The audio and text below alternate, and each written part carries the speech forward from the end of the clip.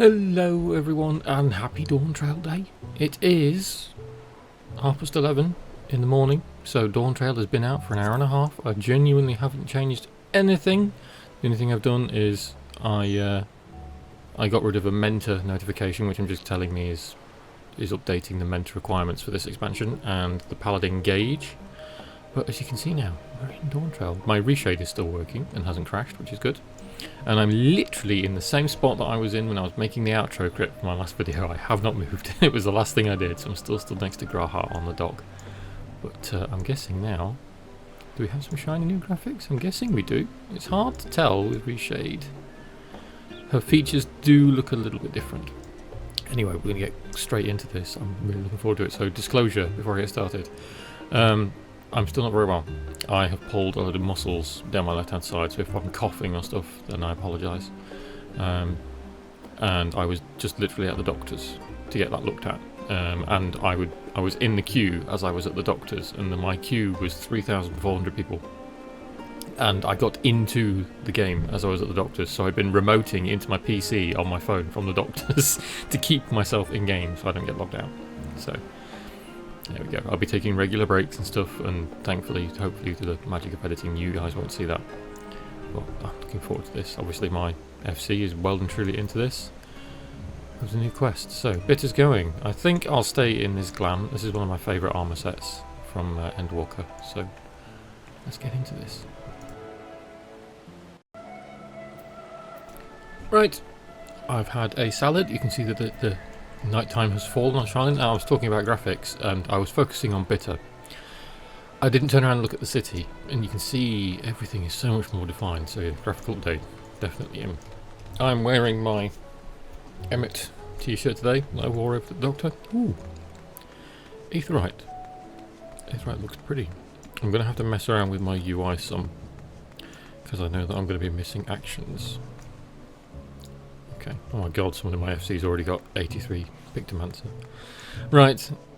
Main quest. Where are we going? I'm assuming we're going somewhere in Charlian. We're going to the Baldessian Annex. Right then.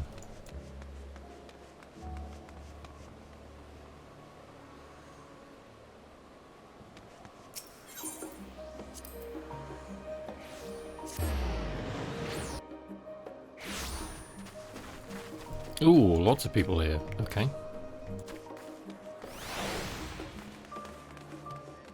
Hello, Eorzea. Welcome back, Bitter. I've just had word from Anvil. It seems he's managed to secure passage to Tyrol aboard a guildship vessel. Why don't you wait in the main hall while I go and inform your travel companions? It should only take a moment. Ooh, new Dawntrail mission, except theme. Okay, so where are we going? Oh, we're going in here.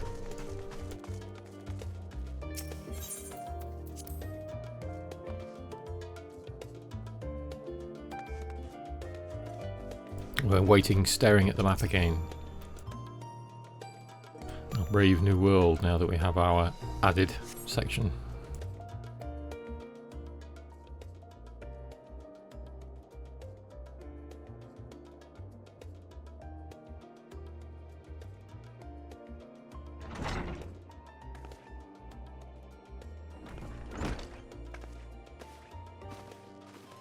There's our twins.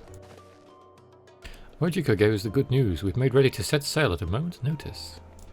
The only one yet to arrive is Erenville himself.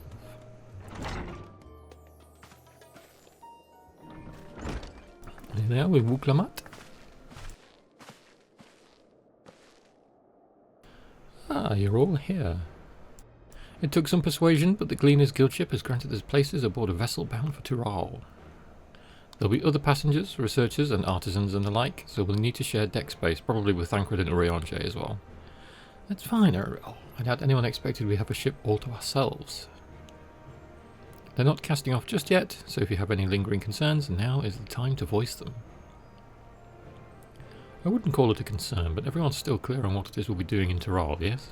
Yes, running around and finding a city of gold. We've not forgotten. Oh, the twins look good. The nation of Tuliolol is in the midst of deciding its next ruler. As your chosen allies, we shall assist you during the rite of succession and support your bid to become Dawn Servant. Discord ping. In addition to that, Alphano and I have another objective. As part of its reconstruction, Garlemald seeks ways to reconcile and re-engage with its neighbours. By visiting Tyrol, we hope to learn more about how its myriad cultures interact with one another, how they find common ground, develop stronger ties, the sort of insights that might help our friends in Ilsabard. But we'll pursue this goal in our own time. You can be assured that we'll give the contest all due attention. That's all I ask, otherwise you're welcome to do as you like. You wanted to find out about your grandfather, right, Cryer? Yes, as far as we could determine from the old missive, I found he had been tasked with investigating the Golden City by your father, the Dawn Servant. Yet, oddly enough, we have no record of that investigation in our archives, and nothing to explain the earring which accompanied the letter. Thus, for reasons both official and personal, I should very much like to get to the bottom of this mystery. I'm sure there'll be a chance to speak with Papa. You can get your answers right from the source. I look forward to meeting him. In any case, you're not the only one with an interest in the City of Gold. Erenvel? Yep. The Golden City is a children's bedtime story. I'm part of this expedition only because the Third Promise has commanded that I serve as guide. Still playing the part of the stoic servant, I see. What of you? Don't tell me you've changed your mind. A bit of wants to go. Hoist sail and let us take us as she pleases. We won't make you Dawn servant by standing here and talking about it. I go wherever so adventure is to be found. Let's do that then. That's what they tell me. Right then, if all are still committed to the journey, then I say we make ready to depart.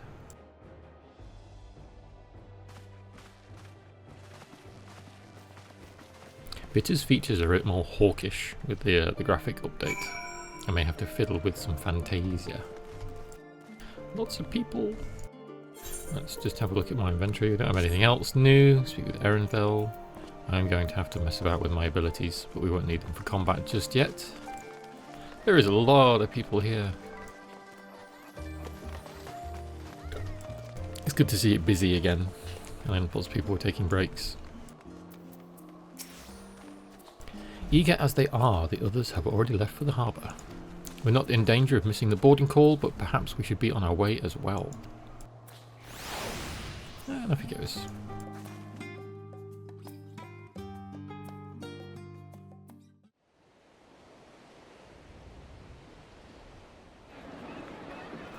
Busy.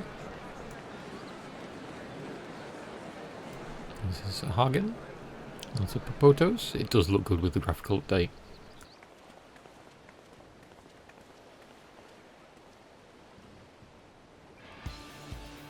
Savoring the moment. I can feel your excitement, your eagerness to explore the unknown. Well, for once, the fate of the world doesn't rest on our shoulders. We might even get a chance to enjoy ourselves. Do not be so quick to relax. Oh, Tyrol may seem but a short sail away on a map. The vast seas between brim with peril. The treacherous waters of Shade's Triangle alone have claimed countless vessels. Even following the safe route plotted by Admiral Bufiswin herself, this will be no pleasure cruise. The guitar riffs in the background. My voyage here was uneventful enough. Disappointingly so. Either way, the two of you have first-hand experience, which will be of great comfort in the days ahead, I'm sure.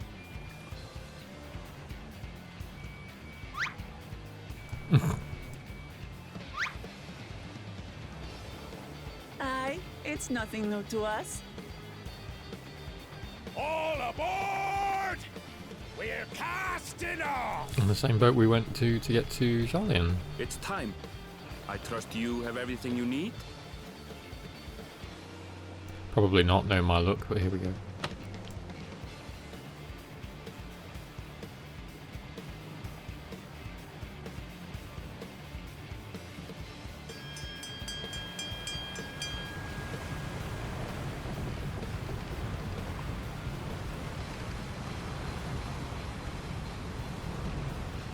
And so does our ship cast off from the docks. So Aaron Valor is narrating?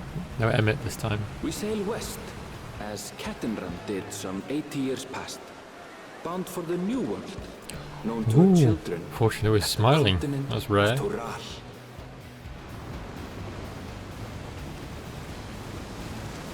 Well, Clamart's doing what everybody who plays World of Warcraft ever did.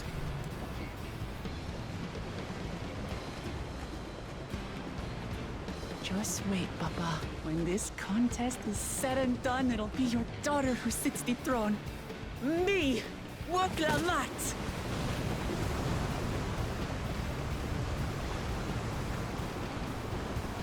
Bitter's looking very stern. Oh, not so much now.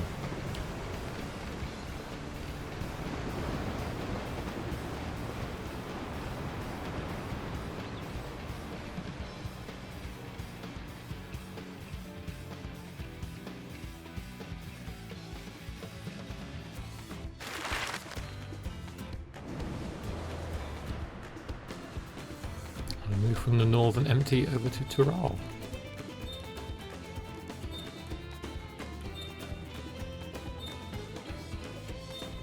Well, not quite.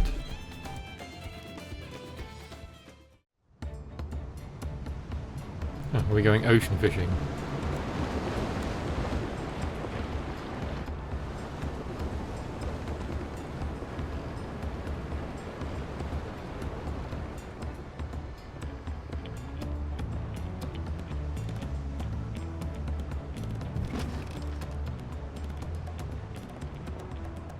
Smooth sailing so far? Aye, so far so good. Wait for the But inevitable this storm. sea, she's a fickle one. Calm one moment, blowing a gale. The new the textures and next. things are really cool. Just define it a lot more. I'll take my rest while I can then.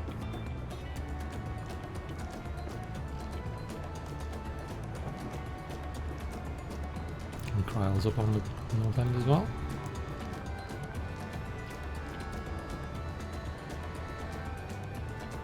We left port what seems an age ago now, and we've seen naught but open water ahead.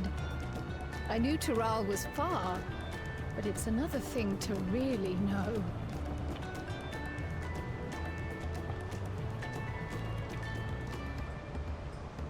Speaking of which, some of our fellow passengers have made this trip before.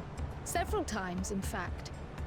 I was able to learn a few things about Tuliolal and the right of succession. Since we still have a long way to go, why not have a chat with them yourself?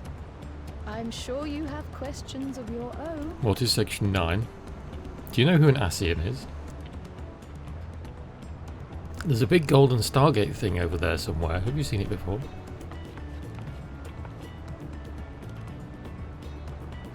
Did you look out across these same waters, Grandfather? I am looking forward to see if we get a sort of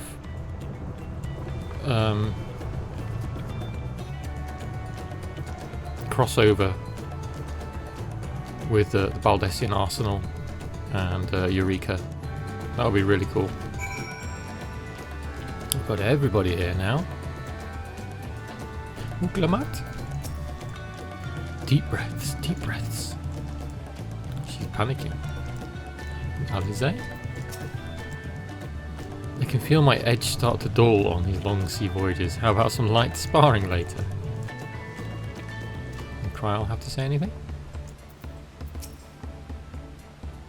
Have you not spoken with our shipmates? Tural is a good distance away. It might be a pleasant way to pass the time. Let's try and find Alpha now. He's around somewhere reading his book. There's a Poto Gleaner. I'd heard Erenvel was looking for passage to Tuliolal, so I managed to squeeze his party aboard one of our chartered vessels. As fortune would have it, we had just scheduled an expedition to Tural. So this one's responsible for getting us here? There he is. I'm told this vessel has been equipped with a barrier generator to protect it from storms. Oh, like the Leviathan fight. A reassuring thought, though I nevertheless pray there will be no need for it. Oh, that's called foreshadowing. Did you want to make a wager? We're taking bets on who'll be sat next in the Dawn Servant's shiny chair. There are 4 claimants in the right of succession, your young Lamat being one of them, of course. But from what a Mamaljo bloke was telling us, the other 3 are all strong contenders. Not too many keen to risk their coin on the 3rd promise. Okay, so they think she's like an underdog. The music. Lily Adventurer. My story? Well, since you asked, I wanted to retrace the historic journey of the great Kettenram. You know, the first Eorzean to set foot on Tural, almost 80 years ago. The Mamalju's leader is said to have welcomed Kettenram with his open arms and sent him home with a bounty of silverware as a token of their friendship. But the real treasure was the crops he brought back. Popotos, lalfels, tomatoes and corn which spread across Eorzea like wildfire. His grand adventure led to a culinary revolution. The tales say Kettenram returned to Tural several times after that, but his ship vanished during his last recorded voyage, or more foreshadowing, and he was never heard from again. That even a seasoned explorer like him could meet such an end is testimony to the ocean's peril. Now this retired merc. I see you in Eorzea before, you great and famous hero. I've had enough of playing the simpleton. There was a time when we took great pains to maintain the deception, but with more of you Eorzeans coming to Tural, it's become impractical. Okay, so they played dumb. Besides, my mercenary days are over. Too many of our warband have fallen, and so we head home to lick our wounds. I'm not even going to try and pronounce your name. Fonjintain? Oh, this will be my first visit to Tural. Fonjintain's the name. I was working Eshtame's aesthetics in Uldar, you see, but my employment with them came to an end. That's why I visited Charlian in the hopes of starting over. Whilst I was attempting and failing to find a new job, I seized the chance to board this vessel, and I overheard room for another passenger had opened up. I'm told the Dawn Servant welcomes all regardless of origin, and so Tulial seemed like the perfect place to begin anew. Hopefully things will be better this time. More foreshadowing? Where's the last one? Hold there.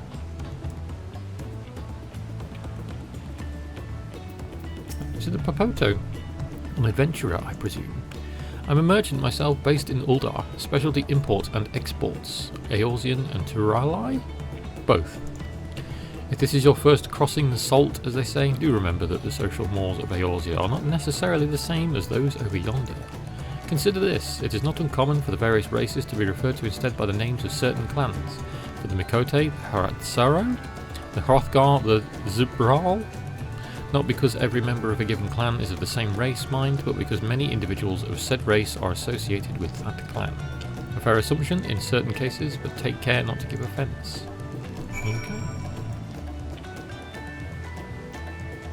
And back to Kryl.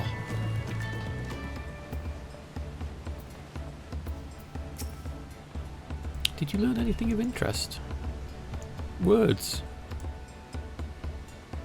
Oh, I hadn't even heard that about the clan names. We should have Wutlamat and Erenvel teach us the ones we should know. Actually, it's getting a little chilly up here on deck. Let's all gather in the cabin.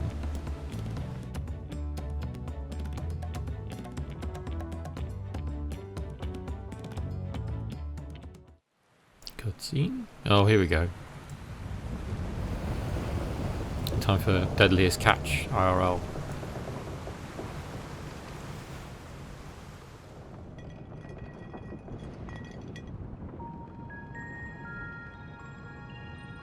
We're in for a proper storm, it seems.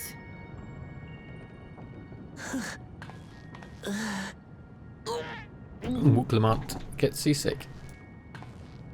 How's your stomach? Any better? I don't know what you mean.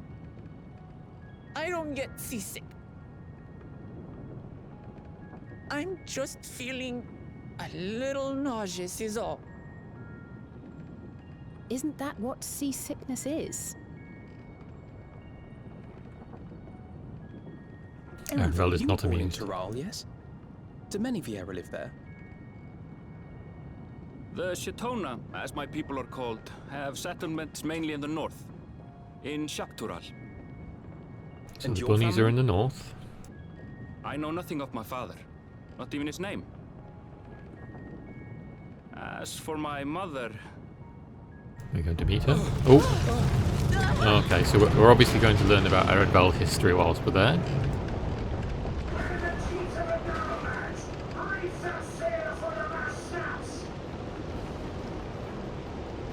Oh dear.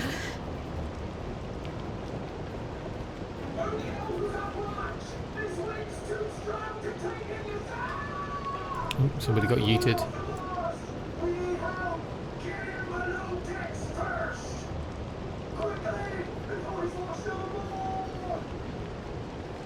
Come, we should lend what aid we can.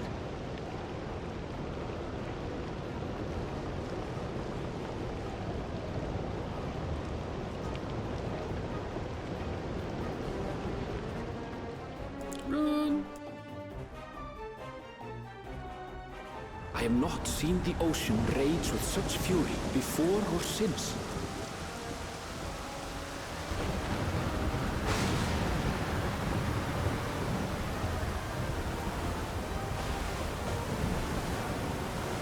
The heaving waves tossed our ship about like a toy, sending sailors tumbling. The dauntless Alizé, quick to the rescue, was almost lost to the sea herself.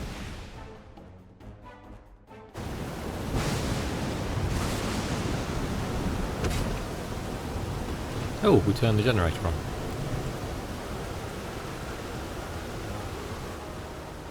Meanwhile, our champion rushed to deploy the vessel's magical defenses, and thereby shield us from the lightning.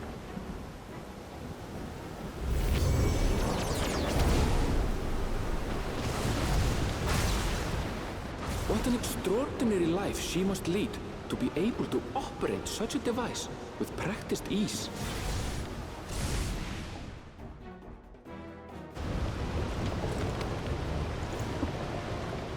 Woklama, too, threw herself into the rescue efforts, though one might have mistaken her for another soul in distress. Oh.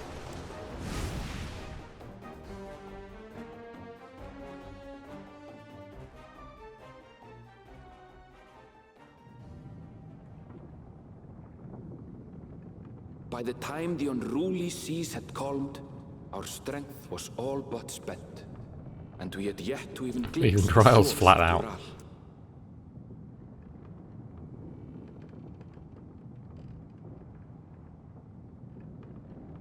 In retrospect, of course, that battle against the storm would prove a fitting prelude to the coming contest for the throne.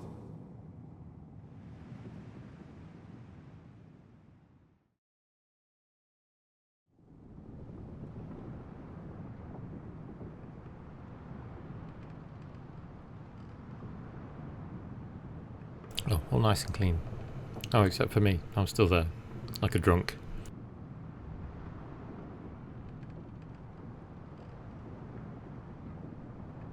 The Heidelin going to appear again?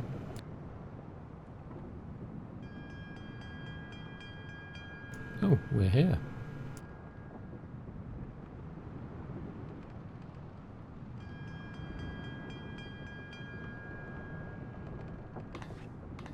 We slept in, apparently.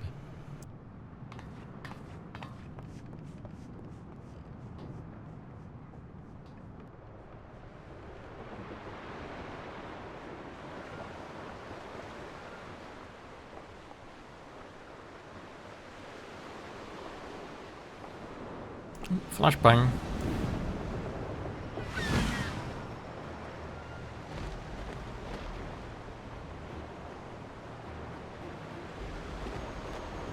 Well, we're not there, but we have working sails again. That's something.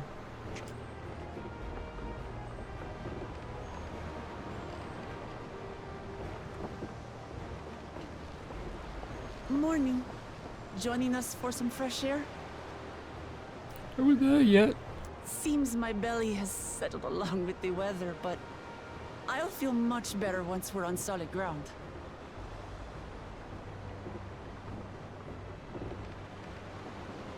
Ugh. Can't be much farther now, can it?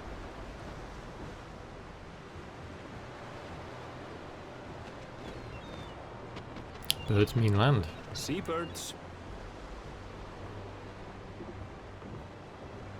Land must be near. You There we need go. only hold out a while longer.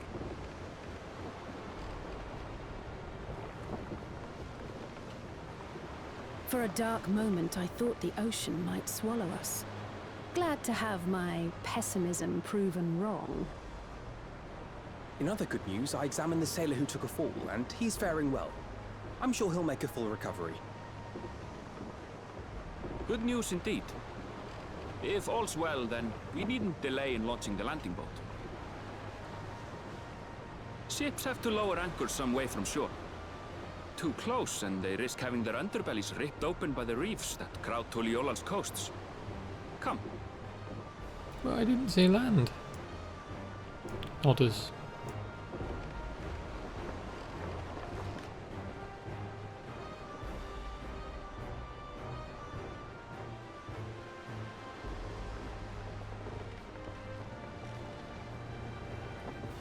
We're in a dingy. Oh, that's a bit bigger than a dingy.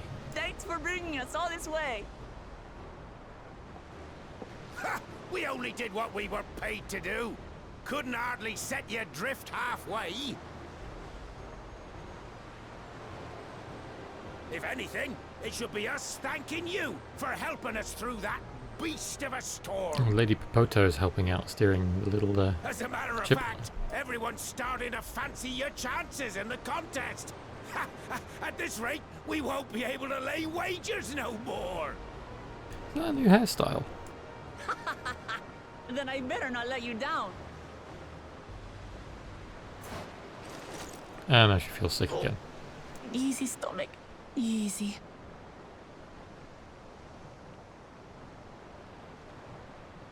We're the last to board. If there's nothing left to say, then let's shove off, shall we?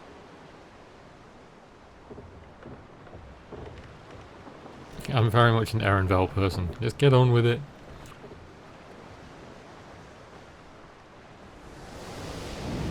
Flashbang.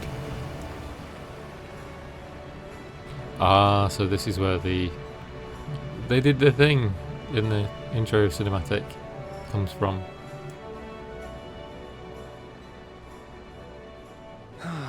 Blue seas, clear skies, and boundless He possibilities. said the thing. I dare say our destination will soon be in sight.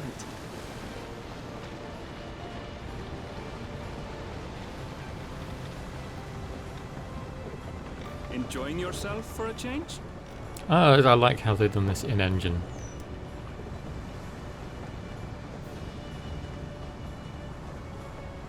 Smirk. There, look, my friends. Behold the scene of our next great adventure.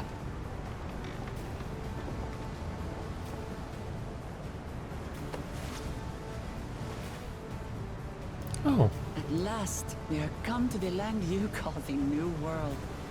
To my home, Tural. that's a cool look. And scene. Yep. Yay! New expansion.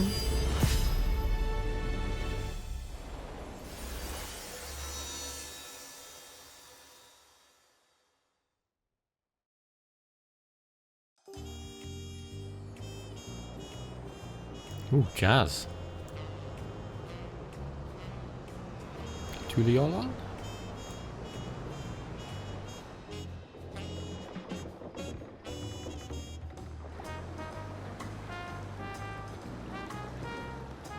And sick Wuklumat still.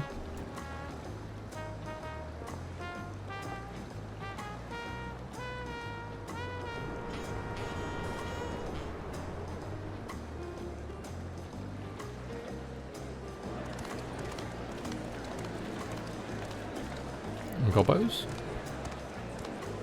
They're from Final Fantasy 9, aren't they? Those people with the funny beak noses, if I remember.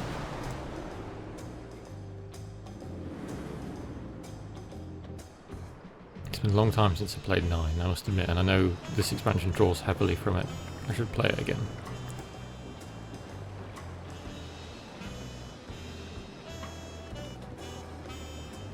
Looks very pretty. Gods, I've seen cities with an impressive mix of cultures, but this is something else.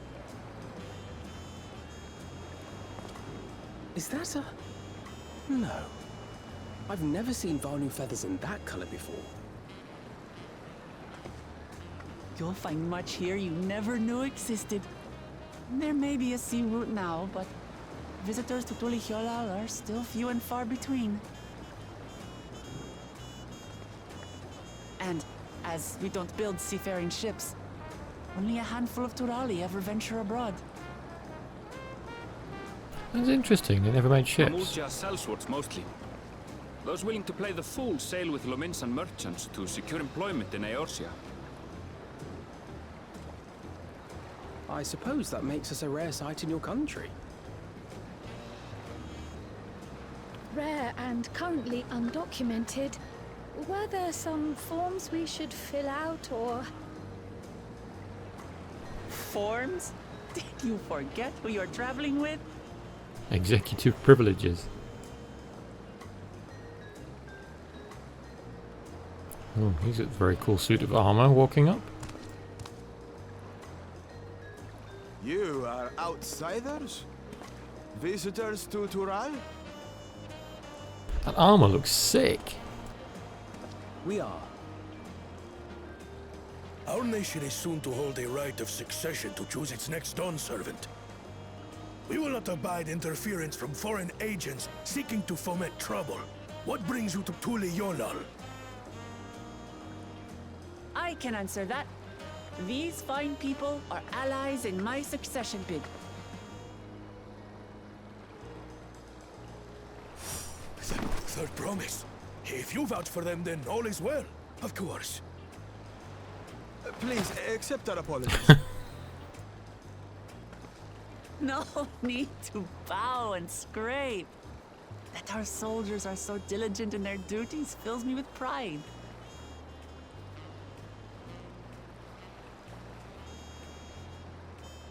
We'll be continuing our patrol then. I want that armor.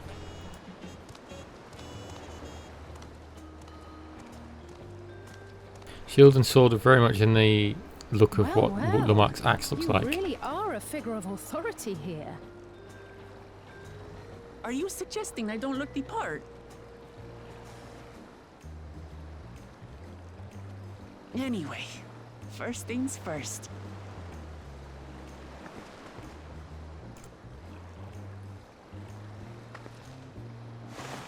I bid you welcome to Tulihyolal.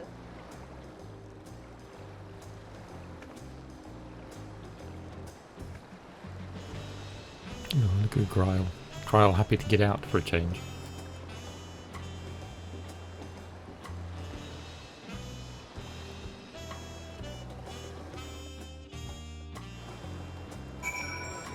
Oh, oh my god. So many people. Right, I'm gonna have to pull my curtain shut for a second.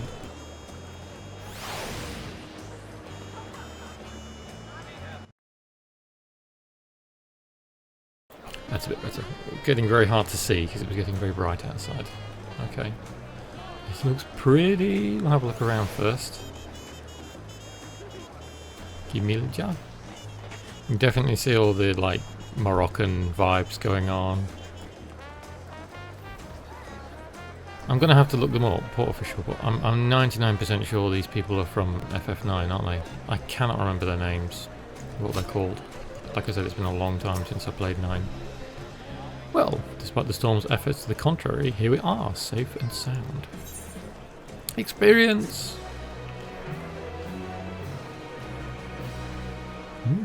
You have arrived in Tulihyolal. You can return to the city at any time by speaking with the swarthy sailor in Scholar's Harbour in Old Charlian.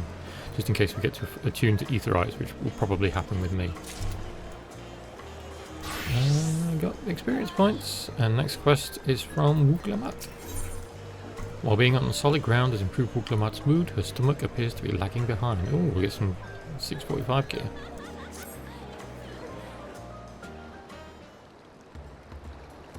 Right then, first things first. Food! After her dodgy stomach. I'm still a bit queasy. No more boats for a while. I just realised we've just arrived, but we should get you familiar with the city before the rite of succession begins. Nodded. orders. No arguments here. I should very much like to explore. Then I'll guide you. Are you sure you're in any condition to do so?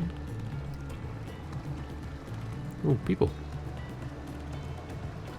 Aha, we were wondering who these strange folk were, so the third promise has found herself some new followers then. Followers? Uklamat, are you unwell?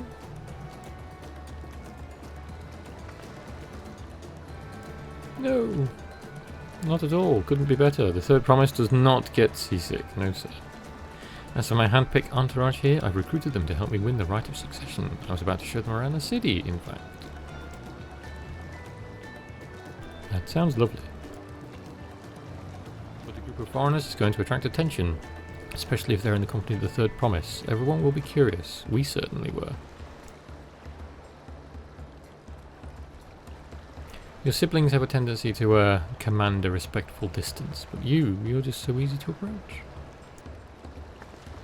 And I enjoy it so much when you do. Please don't ever worry that you're a bother to me. You're very kind. Good day to you, third promise. They did have a point. Uklamat is technically royalty here. Like it or not, a person of her station surrounded by this many outsiders is bound to draw a crowd. Wait, what do you mean technically? I suggest we move in 2 groups so as to attract less attention. Just technically ignoring me then. Bitter, you and Kryl can come with me. I'll take the twins then. We'll get in touch once we've had a look around. That voyage was hard on all of us, so take it slow and recuperate. We have time enough for that. I like Kryl's got a paintbrush. Enjoy your wanderings.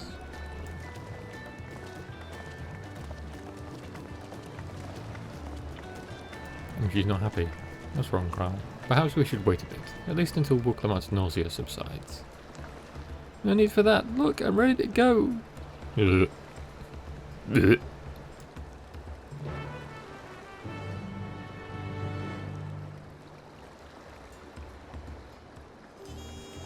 Okay, let's go and have a look around.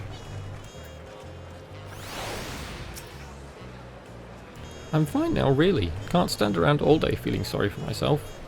What with the contest looming and all. Now then, seeing as we're already here, I might as well tell you about the harbour. Erenvel already mentioned the reefs in our coastal waters, which explains why you don't see any big ships moored at the docks. Only vessels with shallow drafts can navigate the bay, mostly small fishing boats or barges ferrying cargo up and down the rivers from inland settlements. Much of the incoming traffic is from Dawntrail, the southern landmass. The clans there produce various goods for export. Their wares are unloaded here and carted off to the merchant stalls in the neighbouring markets. Speaking of which, Bayside Bevy should be our next stop. That's going to be like the last stand. Uklamat and Kryl are now accompanying you. Keep them at your side. You can leave them by blah blah blah blah blah blah. We can dump them with the blue circles, yep. Just like last time.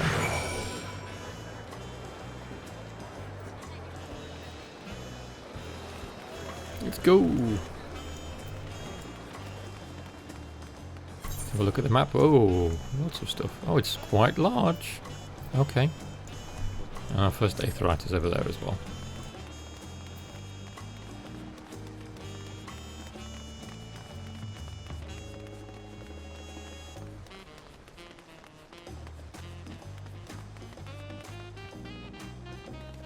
Leave Mix. Okay, so the leave quests are here. This is Bayside Bevy, Tuliolo's largest marketplace. Being right on the harbour, everything from fresh fish to imported wares go directly to the shelves. Anything you want, they'll most likely have. Alright, I should mention here that people in Tuliolo we buy things with Pel, a currency that the Pelu, I suppose they're like the Anzu, created. But don't worry, more and more trade is coming from Eorzea, so most shops are happy to accept your guild. There's also Wachu Meki. Oh my god, another market to the east of here, but that can wait for another time. I have other places I want to show you first. Next, we'll head back a bit and then northwards up the stairs to a certain plaza. I can't wait to see the look on your faces. Go to Kryl? No? Okay, so we've got our vendors here. And a market board. So this is definitely going to be one of the main hubs, obviously. Alpaca stables with a chocobo icon next to it. That's some foreshadowing. And an aetherite. Can we attune to this aetherite?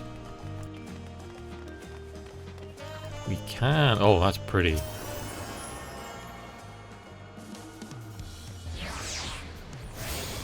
You have Ethernet access to Bayside, baby. Nice.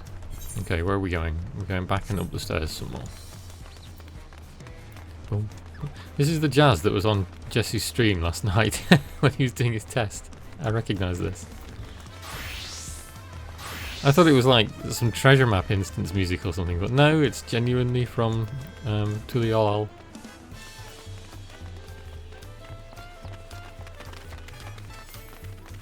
Lots of people. Here's our main aetherite. Resplendent Quarter. What do you think of that, eh? Goodness me, you have aetherites in Tuliolal?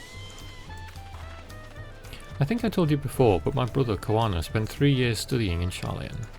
He fell in love with the nation and its ways and brought back to us the knowledge of aetherite construction. Papa warmed to the idea at once and had one built immediately. Did you do the attuning thing? If you're ready to continue, we'll go head down again and then up the slope to the side. Right at the top is the gate which leads to Zaktural. Let's make a stop at Bright Plume Post on the way though. That's the headquarters for the Lands Guard. Make sure we will attune because we've been told like twice now.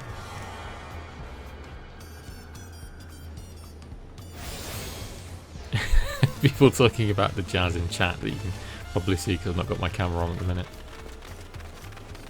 And we are going up there, okay. I am going to go and get the rest of the aetherite points though, so we'll head back down.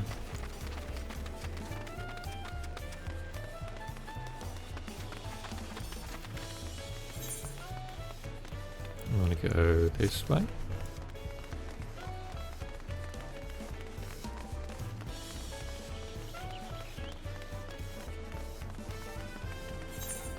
There it is.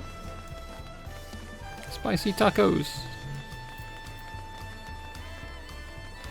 Oh, I've come the wrong way. We need to go along the harbour some more. Script exchange. So this is where we'll come as a crafter, I assume. Machu Meki Meki. God, these names are going to be awful in this expansion. There's a summoning bell.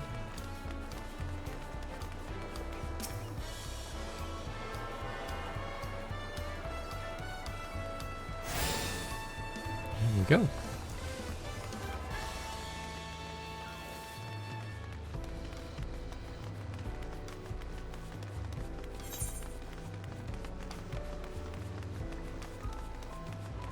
We'll come back down that way in a minute, I expect, so we'll just carry on upwards to do the MSQ.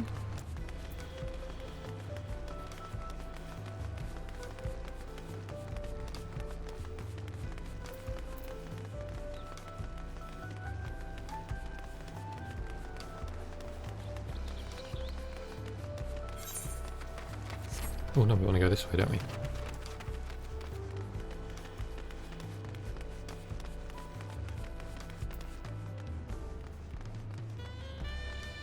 Just look very pretty.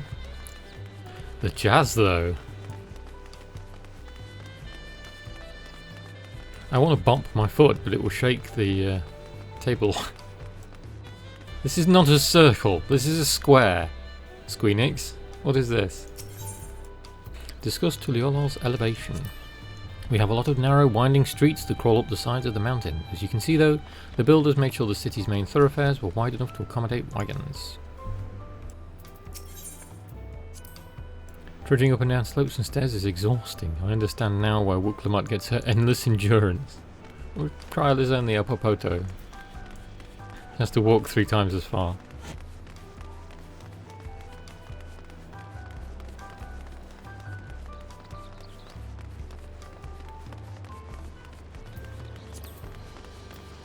I have to move Greet onto my bar, I think, in case we meet guildies. Guildies? Free company people. FC people. Not guildies. Boo. Oh, here comes the jazz again.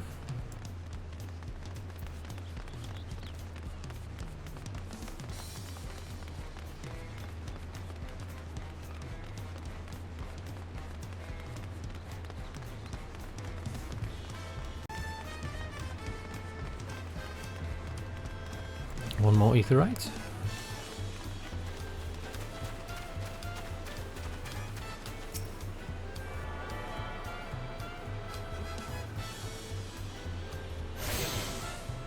Bright Plume Post. Bol Majon. This here is Bright Plume Post, also known as the Landsguard's headquarters. Under the command of the great Zoral Jar, we hone our combat skills in order to apprehend any threats detected on patrol. You may come and go as you like, but don't cause trouble, you hear me?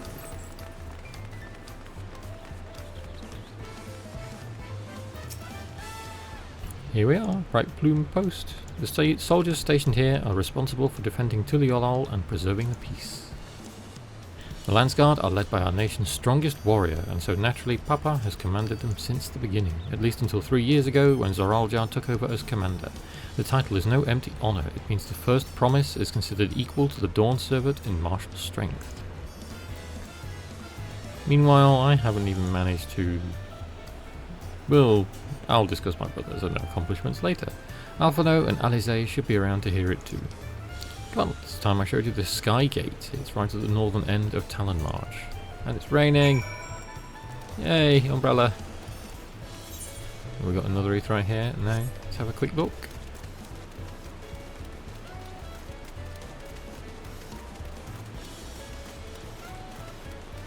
What's the little thing in the corner here? Hanu Ili? Hanu Ilili? Maybe this dude will tell us what it is. This lighthouse serves as a valuable warning to any maritime vessel. Okay, so it's a lighthouse. It's hard to see from that angle, but yeah, I suppose it is rather large.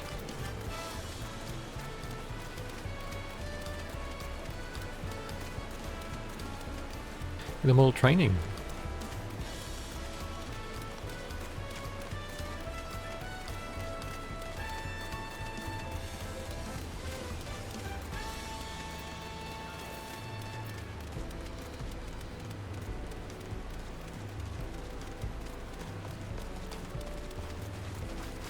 Giant gates into what looks like some citadel.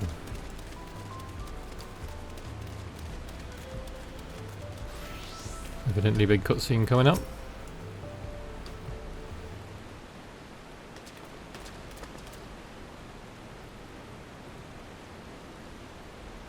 Big door. Massive, isn't it?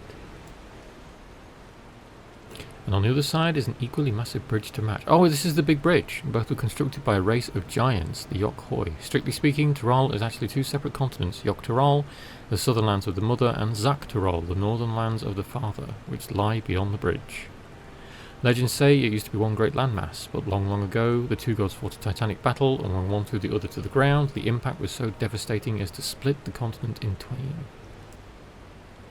A familiar sounding tale, and put in mind the conflict between Hydaelyn and Zodiac. But getting back to Zak-Tural, those lands are also part of the Tuliolal nation, correct? That's right. Isn't my father incredible? He united the peoples of two continents into a single nation. The many clans of Tural had been at war for generations. It was only when Papa travelled the lands and put a stop to their myriad conflicts that we finally had peace. And that's the main reason I want to win the throne, so I can preserve the peace he built. But I see you're more interested in what's behind the gate than hearing about my aspirations. Yes, go find things. Want loot. Crossing the bridge to Zak-Tural requires a special travel pass. Unfortunately, they won't issue any new permits until the Rite of Succession is over. Oh, I promised to get you one when I'm Dawn Servant, but until then, you'll just have to wait. Gated content, boo! Ooh, I'll make sure you win. If you go there right now, I'll hold you to that.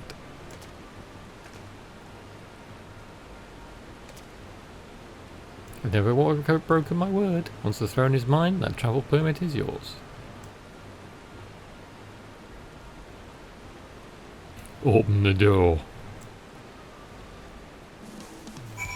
Okay, on to the next one. Or who do we speak with? Right on. Back with the heavy jazz again. I love it. We must have covered half the city by now. Tuliolol is unlike any other place I've visited. I'm thoroughly enjoying myself. Ooh, we get stuff now. Mountain Chromite Weapon Coffer. Let's have a look what it looks like at least. I'm not going to use it because we have the Hildebrand weapons obviously, and I love my relic weapon. Mounting Chromite Tower Sword and Shield. Let's have a look. That's not bad. Probably better with gear.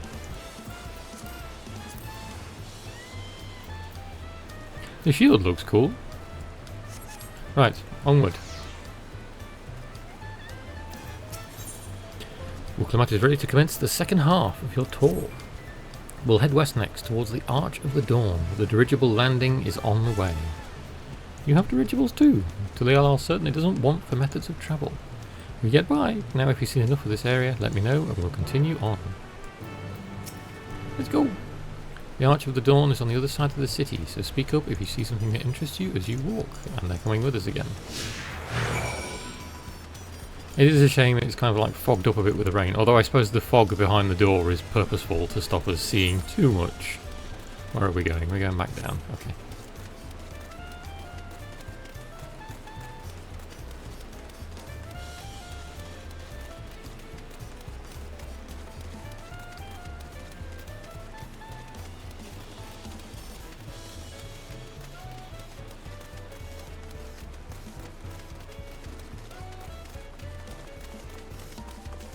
Someone in my FC is already 92. Run, little warrior.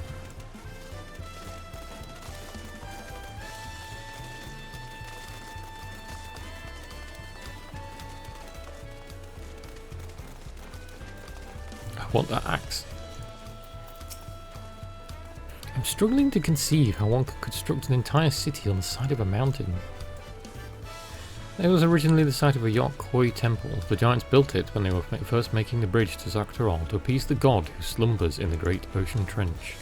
After the Yokhoi withdrew, the temple stood empty for centuries, so when Papa was establishing his new nation, he saw a structure he could refurbish into a palace, sitting practically in the centre of Tural. He gathered artisans to do the work, and the houses they built for themselves became the foundation of the city you see today. Speaking of houses, we'll be passing through the Resplendent Quarter, the biggest residential district in Tulial. We climb these sets of stairs here, all the way up. That's not going to make Kyle happy. Are we going up there? We are going up there.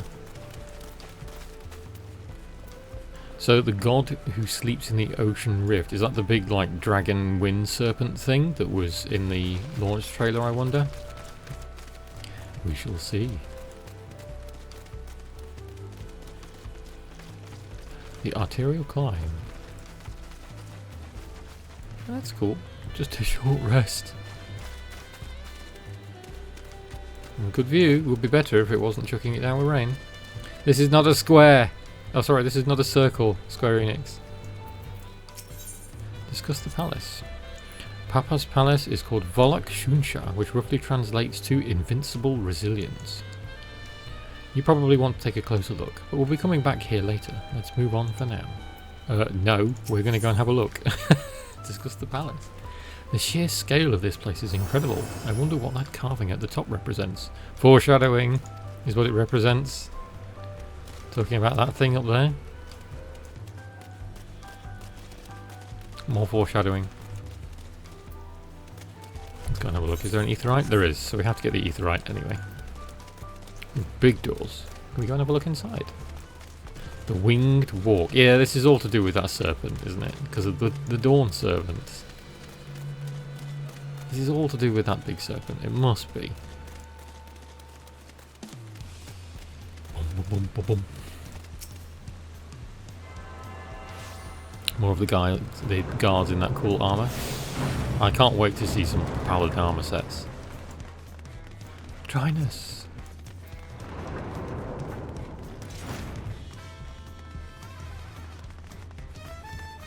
Let's go and have a cheeky look.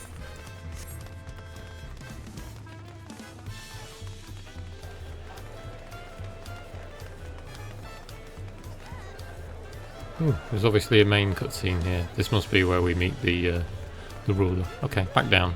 I'm not going to be that cheeky.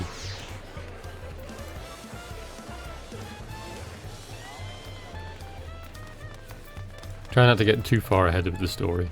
Run, Bitter!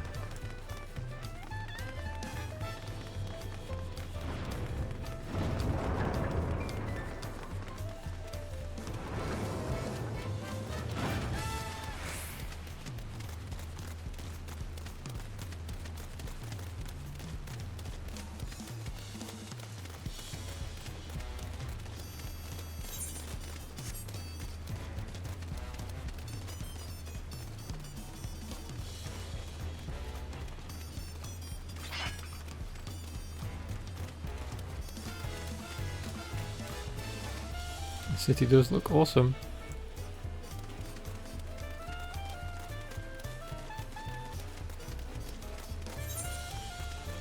Almost there.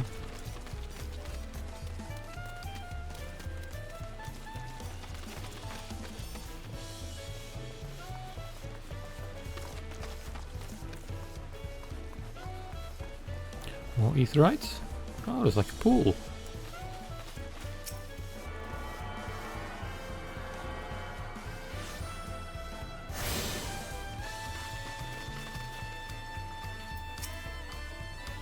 So this is the Resplendent Quarter. What manner of people live here? Oh, we have residents from all the Octorol clans. Mamolja, Zabral, Pelu, Moblin. Moblin is going to be the goblins, isn't it? Hanu. We also have Tonawauta, Hetsaro, and Shitona. I'm glad I didn't have my camera on for that. Who moved south from their ancestral lands in Zaktoral. In essence, it's a gathering of people from every corner of Toral. A true representation of Tuliolol's diverse character. The adornments on each building contribute to the eclectic cultural aesthetic. It's all so beautiful. I'm glad you think so. Come, we continue down the stairs. Growing things. No more grapes, like in Labyrinthos. My nephew came here to visit. He's terrified of the ocean. More stairs? Yes? No? No, don't want to jump off there. Where do we go? Oh, there's some stairs behind the aetherite there.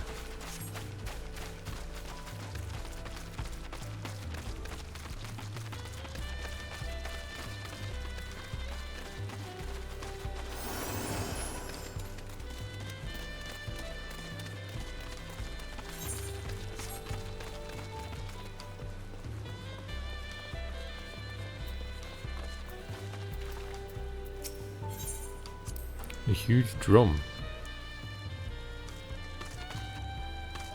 Pass. The big drum there is called the Dawn Herald. They play it for formal occasions, like when honouring the Lance God's return from a dangerous duty.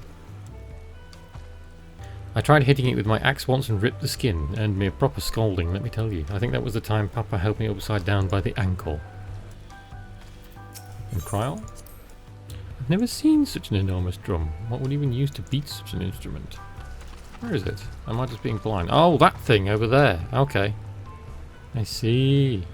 I'm not quite blind. It was across the way. There's a dude hammering on it already.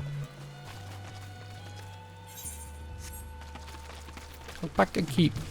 Alpacas. There. Who's my pretty girl? We're going to get alpacas at some point, aren't we?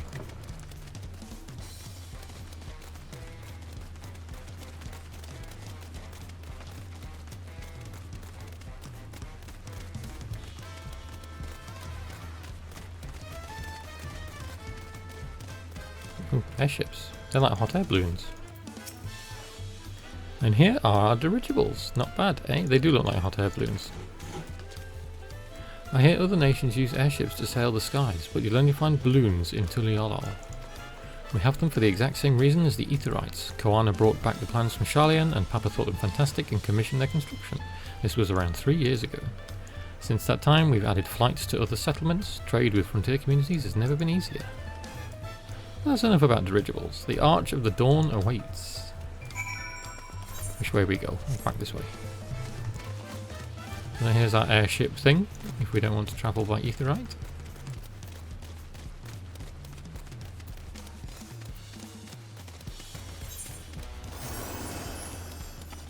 Alpacas!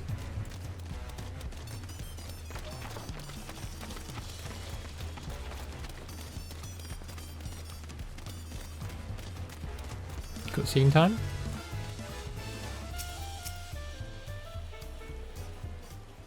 Cutscene time. This is it, the Arch of the Dawn. This is the thing with the big drum above it. When the Giants were still here, it was known as the Yoctoral Landgate, but when Papa founded Tuliolol, everyone began using its present name in honour of his great achievement. Though this gate is Kozoma Ukata, the wetlands south of the city, or through it, depending on what right of succession asks of us, we may end up going in that direction. Kozomauka. The name alone is intriguing. Speaking of which, what were those fluffy animals we passed earlier? Alpacas!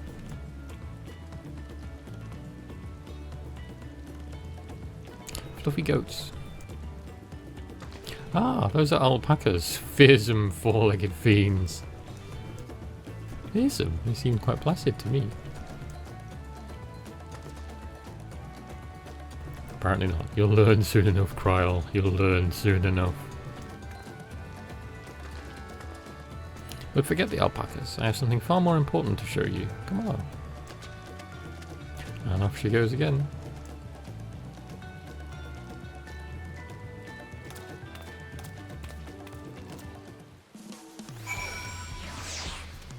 Time for the heavy jazz again. Oh, I've lost them both.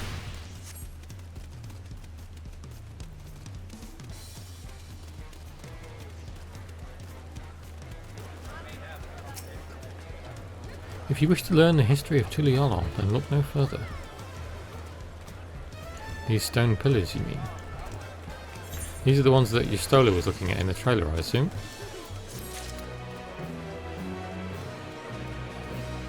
A saga in stone. Who do we talk to? I can't see our NPC. Oh, Kryl. She's hiding down here. Kryl regards the stone pillars curiously. What is special about these pillars, if I may ask? At a glance, they might look like ordinary stone decorations, but if you take a really good look, you'll see there's something much more interesting. Let's go and have a look. Who do we talk to? Oh, the thing on the floor. The following event cannot be skipped. You may wish to cancel any pending Dawn Duty Finder restoration. Not yet, because I need to sort out my hotbar. Maybe I don't, because I think they've changed it. We shall see. This is probably going to go horribly, horribly wrong. Yes, let's inspect them.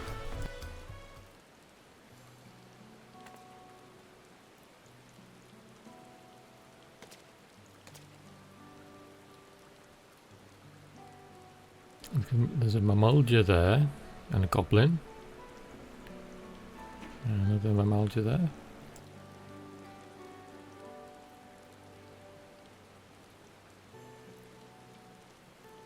Hard to tell from this distance. There's a Banu Banu. Banu Banu? How we pronounce the names? Pictures? No, wait, these are glyphs. They seem to tell a series of stories, many of them featuring a two-headed Mamulja. Oh, then this must be... That's right. It follows the exploits of my father, Galul Jaja, and his journey to unite our lands. We call it the Tuliolol Saga, the deeds he performed and the bonds he forged, all immortalized in stone.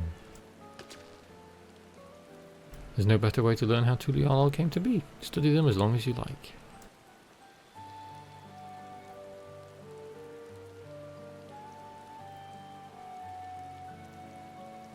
Oh, okay. We have to look around. View the stone pillars. Lay of the Brotherhood, Lay of the Repast, Lay of Pots. Good Clement. The 4 stones closest to us cover the first half of Papa's travels. Let's start with those.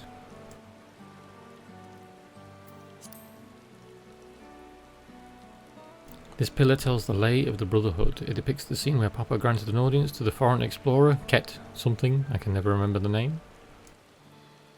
You mean Ketanram? That's the one. Ketanram's arrival in Taral is what prompted Papa to embark on his own journey. It said the two grew to be close friends, brothers in spirit if not in blood, but no one knows what became of the explorer in later years. More foreshadowing. Ketanram's disappearance is a mystery in Eorzea as well. The records say he travelled between our lands and yours for a while, but then it's assumed he was lost at sea, or he went through a golden stargate. Lay of Repast. This one recounts the Lay of Repast. As you can probably tell, the figure depicted here is of the Zabral, like me. For decades, the Zabral and the Mamulja were at war for control of the forests of Yaktel. The actions Papa took to end that conflict have since been hailed as the first steps in the founding of Tuliolol. There is a clan of Hrothgar in Bodger known as the Hylians. In their society, the women rule as queens and the men as devoted subjects. Yet here in Tyrol, several men and women appear to be of equal status. How dramatically culture can vary with location. The Lay of Reeds.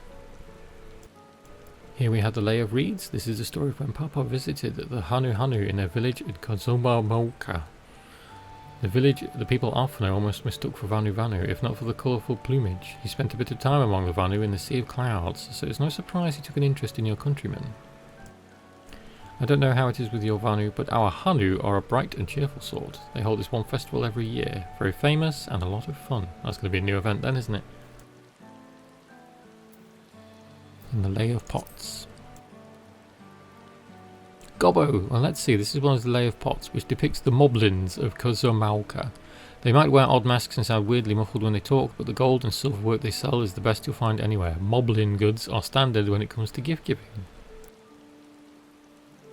Clearly the Vanu aren't the only people with distant Tyroli counterparts. No, the Gobbos are here as well.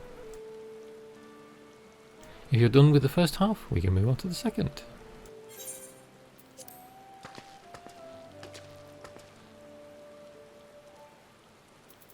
Gold, ice, blank pillar, ooh, and Lay of Proof. The Lay of Gold, this pillar shows one of the Pelu Pelu, whose homeland is in Ukropacha. Having created our currency, the Pelu are rightfully known as the merchant clan. They oversee Tuliolao's markets, and their travelling peddlers are a common sight no matter where you go in Tyrol. Don't let their size fool you, they might be mistaken as children, but beneath those beaked masks they are clever and calculating traders. Okay, so that's these guys. The FF9 dudes. Lay of Ice.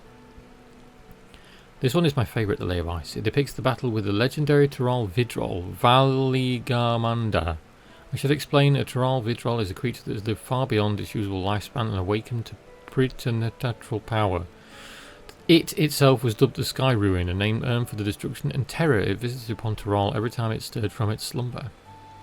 But 80 or so years ago, its ruinous reign was brought to an end. After a great struggle, Papa and his comrades managed to overcome the raging Vidrol and sealed it away in the mountains.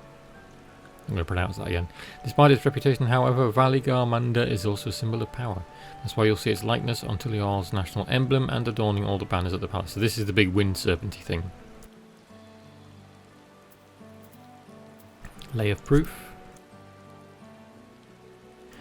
Lay of Proof, that big fellow is of the Yokhoi, the largest of Tyrol's people, the dudes with the massive eyes. These giants once used their great size and strength to establish a dominion encompassing all of Yok Tyrol. Having brought the southern reaches to heel, they then turned northwards, setting their sights on Zak Tyrol. You'll recall that massive bridge they built beyond the Skygate, and the rain stops.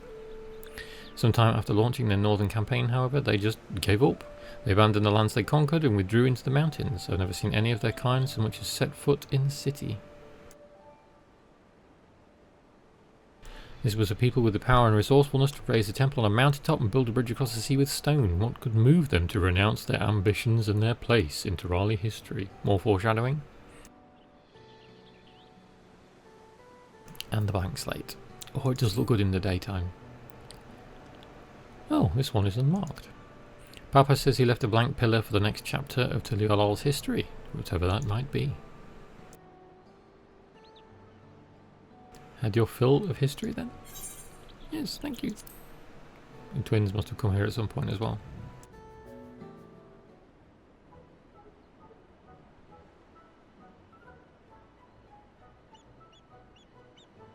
Glad to hear it. You know, I feel awfully hungry all of a sudden. No surprises there, seeing I couldn't keep anything down for a while, but now I think I'm ready to eat again. So let's go and have ourselves a bite of the local delicacy. Come, I'll take you to the best restaurant in the city. No graha yet to eat tacos. I like the sound of that.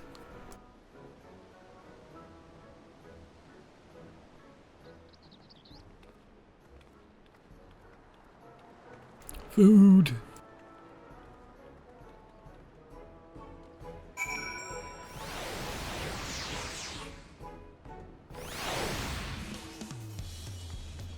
More jazz.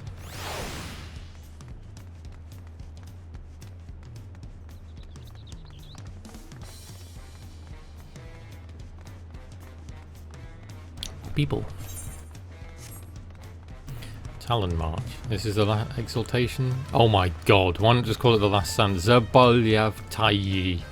I don't even. Have you ever had tacos? They're a Tuliolal classic. You bake a crunchy shell made from corn flour and fill it with meat and salad. A lot of shops and stalls sell them, but I like how they're made here at Zabolyav Tayi, the best, god. And I need one right now, in front of me, right now. Let's head downstairs and place an order with old Brook Ibu. Food.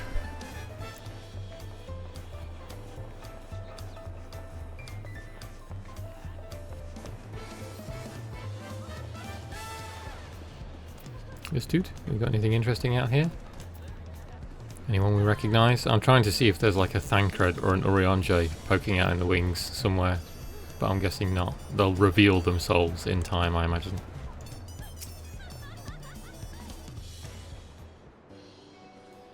Oh, lots of less people. Brook Evo! My companions must sample your heavenly tacos. One for each of us, please. Right away, promise. And I'll pack them tight with my choicest feelings. Only the best for you and your friends. I'm going to open lots of skin colour variations for the Hrothgar, I feel.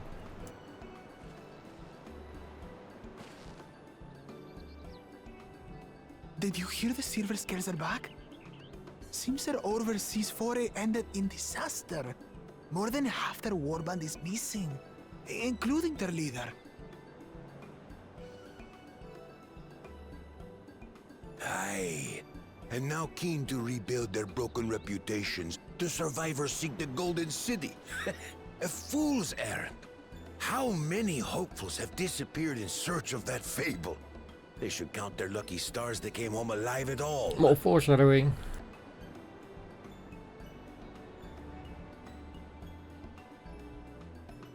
The legend of the Golden City is well known here, I take it. It is, but as no one's ever seen it, many question if there is any truth to the tale. Like our skeptical Erinville. I can't imagine the Dawn Servant would request a formal survey for a place that doesn't exist. I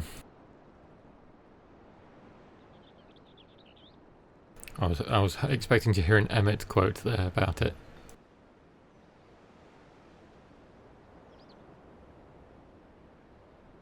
Now to find a spot with a pleasant view to enjoy our crunchy spoils. Lotters. Oh, No, not the food. oh.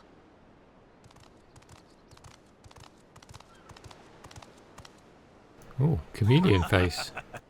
If it isn't the third promise. Oh, no.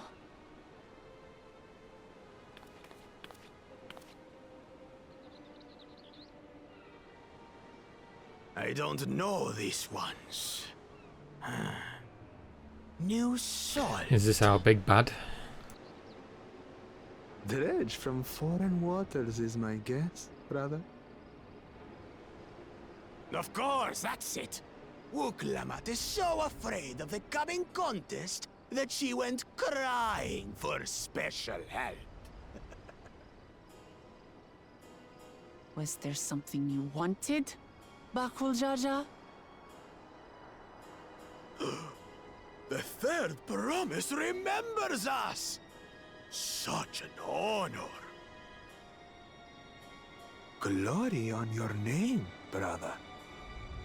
The Mystic. The Mighty and the Mystic. Okay. Yours, brother. I know my rivals for the throne. Nothing more. Another child of the Dawn Servant? No, this brute.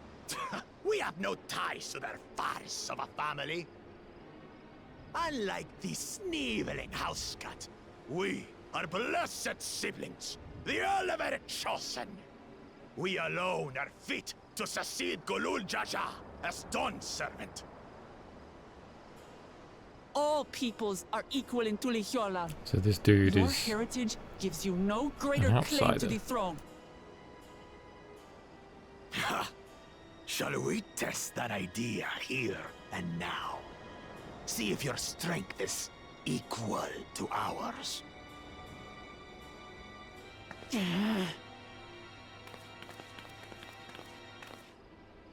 None of this has any bearing on the right of succession, correct? Best not waste your energies on pointless scuffles. Crowd talking big. Bitter getting annoyed.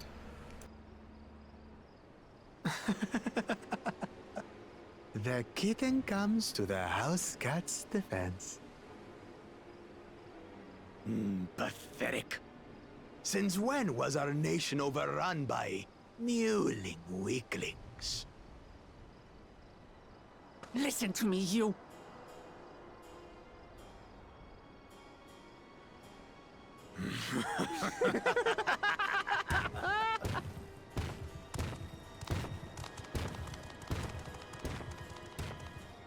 I like their A weapons. two-headed mamulja.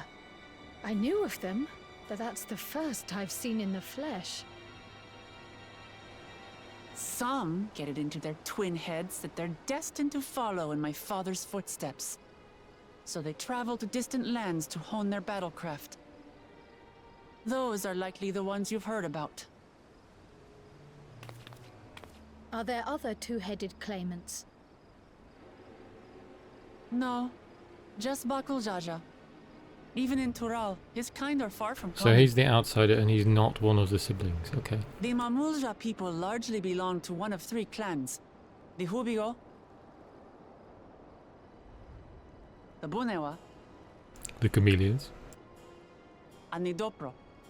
The blue dudes with the funny helmet. Every once in a great while, a two-headed offspring is born from a union between the brown-scaled Hubico and the blue-scaled Bunewa. The child grows to possess immense strength, both physical and magical. He's almost like a mutant. Blessed siblings indeed.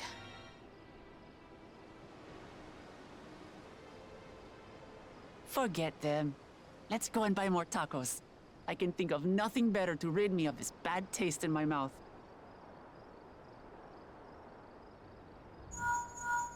Ooh, link bell.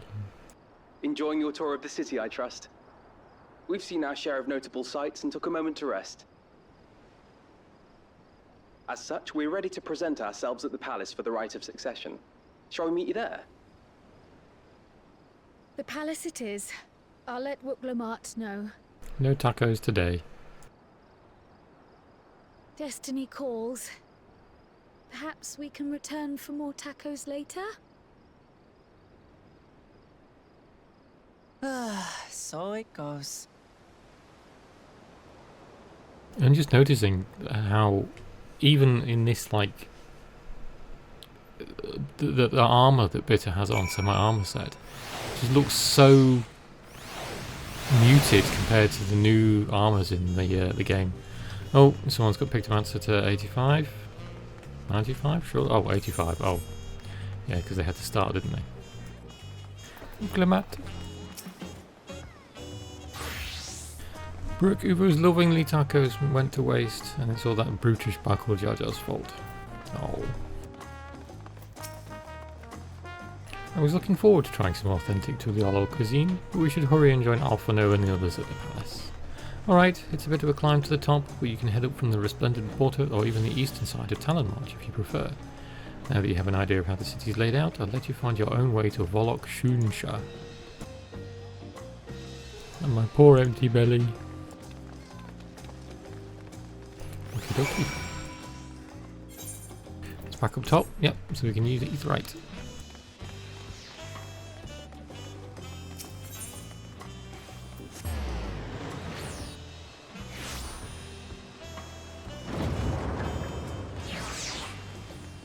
We are actually going inside now.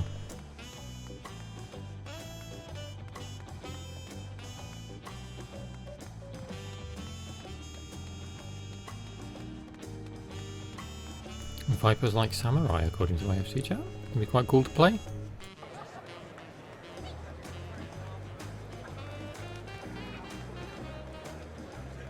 There's an Alice, eh? We've got some NPCs to talk to. The food is amazing. We've got passing Mamolcha let us try fruit called Cherry Moya, and it was just sublime. I assume that's what will happen in the opening cutscene with her. We saw a two-headed Mamolcha on our way here. Another claimant in the right of succession, according to Erenville. Okay, where is my thing? If I press that, we'll go out. There we go. There she is.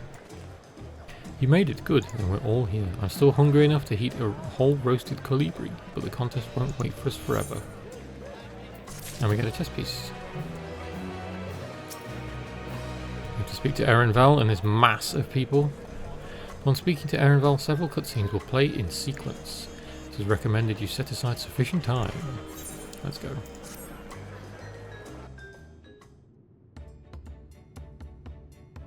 I've acquainted the twins with the city as best I could in a short time. Their unbridled enthusiasm made it rather difficult. Invariably something would catch their eye, spurring them to run down an alley to investigate.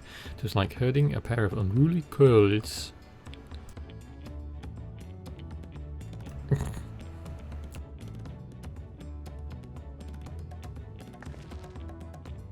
I understand all too well. Charlie had the same effect on me. Right then, now it's time we saw the inside of the palace. Papa will want to know I'm home and to meet the allies I've chosen. Given how impulsive he is though, there's no telling what we might be in for.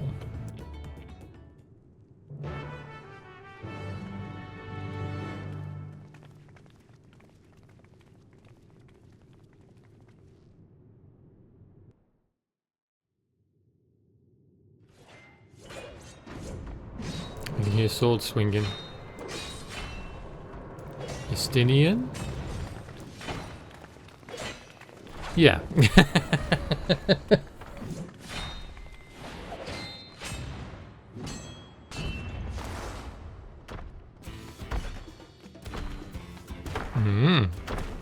Oh, his armor looks good.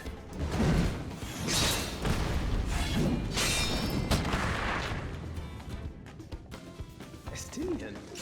When did he get here? More to the point, why is he here? And he's not happy.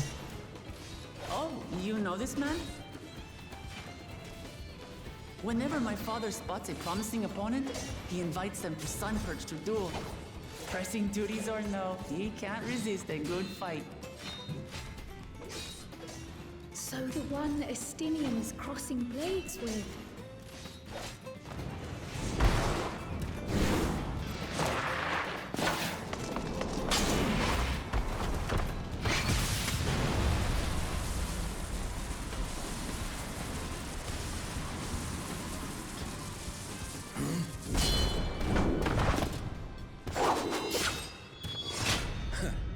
That will do, Spearman. I will receive my darling daughter. Vow of resolve.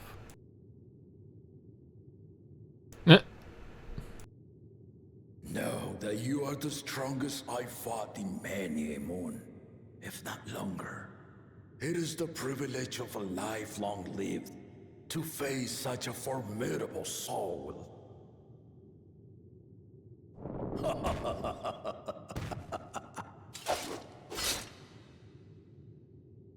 If it's formidable you want, then look no further than that woman there. Whoops.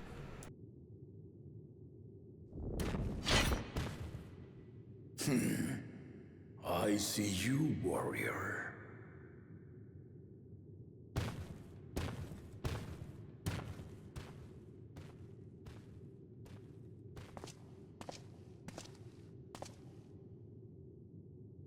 We had no idea you meant to visit Tyrrell. I've seen what lies east. This time I chose west. I'm going on adventures. And thus did our itinerant dragoon make his travel plans. You witnessed our bout. If you thought he was fearsome, that was with one head dozing. I'm not sure I understand.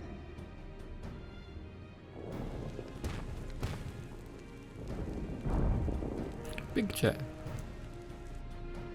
The old man has been feeling his years. The uncovered side is the head of resolve, and age has only deepened his love for combat. But the head of reason, wiser of the two, sleeps more and more these days. As I understand it, the veil helps with the restoration of his magical energies. Enough about me, Lamati. I want to hear of your adventures. Lamachi. A term of endearment. It's what my family calls me.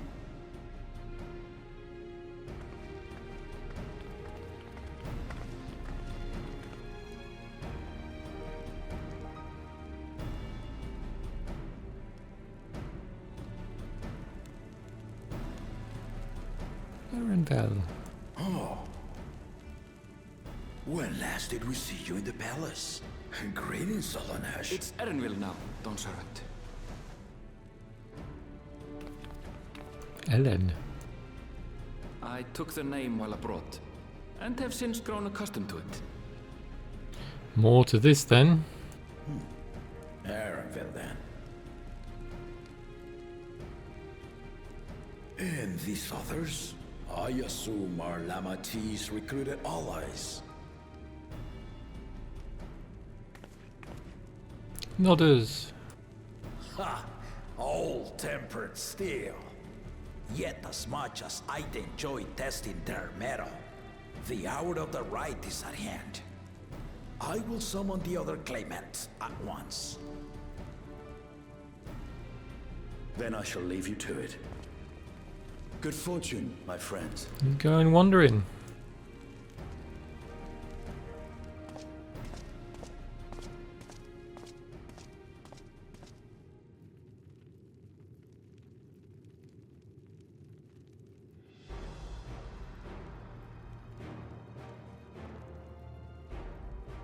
You finally meet the other people.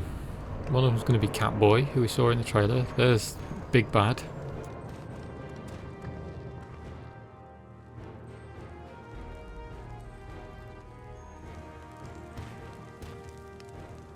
There's Catboy.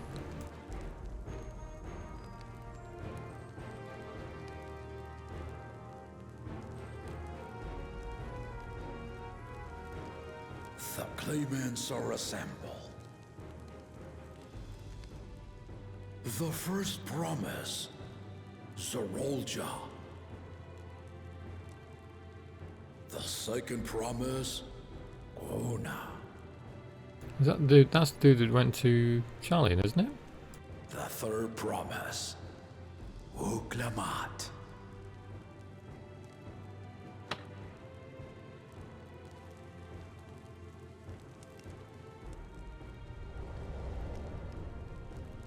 And him. And lastly, the chosen of Mamuk, Bakun Jaja.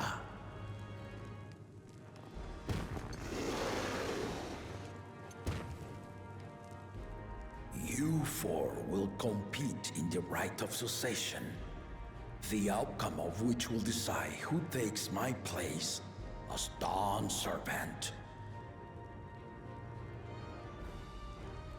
I am not the man I once was. My wiser half sleeps the days away, and it is time I yield my position. But mine is a torch that has never been passed. Tuliyola is young, and so I look to the always for inspiration. The right of succession, the means by which the autarch of Mamuk was chosen. Only the two-headed were deemed fit for this contest. But the Tuliyola I built is a nation of many peoples. Our leader needn't have two heads, nor be a Mamulja at all. He's not happy about that. So I gave the right of claimant, not only to the son I sired, but to my adopted children as well. Yet the opportunity to rule was still not equal. That is why a recent tournament offered a place in the contest as the winning prize. That's obviously what he won then. Oh, he's drooling everywhere. Now you have us to compete against. Ah, though it seems the one head was already too afraid to face us in the tournament.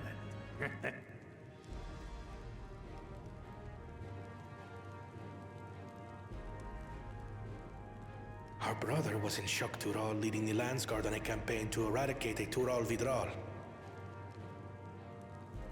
Anyone with sense would know he was too busy for games. I like his armor as well. It's like machinist? Yeah, because he's got a gun. Now for the part you've been waiting to hear. The nature of the contest itself. To triumph in the right of succession, and thereby claim our nation's throne, you must travel the lands of Yogg-Tural and find the City of Gold. Oh. So it's actually part of the contest.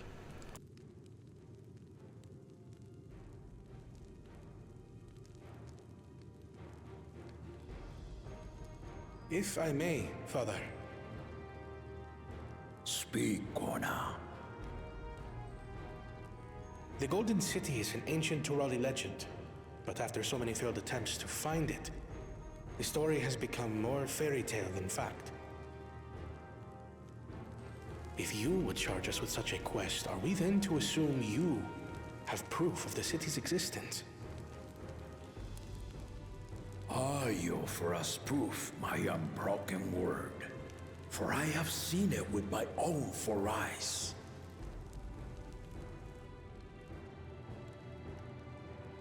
He's going to change Erenvel's mind on it. The city's real.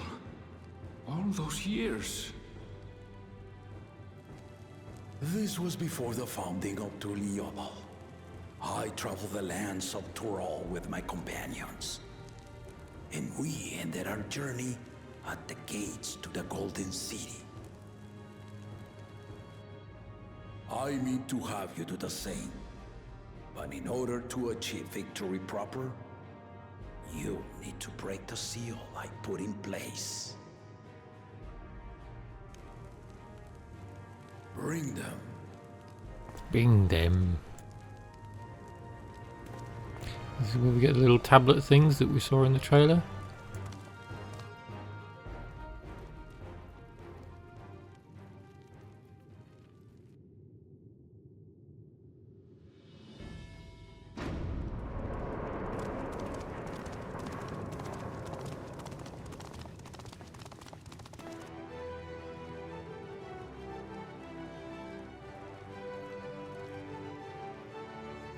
Yep.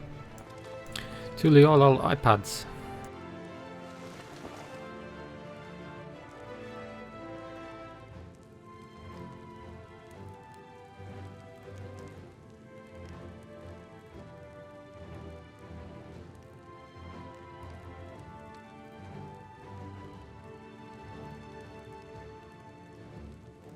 Copies of all the tablets. The Tuliyollal saga. Yeah. You will retrace the path I walked to unite our peoples, step by step. Along the way, 7 chosen electors will be waiting to measure your worth. Earn their keystones by performing the feats they ask of you. Once you've fitted each of the 7 tablets with the keystone, you'll have the key to unlock the seal on the Golden City's gates. So the contest is in stages, none of which can be skipped by rushing to the ultimate objective. Got hiccups. Exactly. Exciting, isn't it? Martial tournaments, hunting festivals, and now this? You do so love your contests, Papa.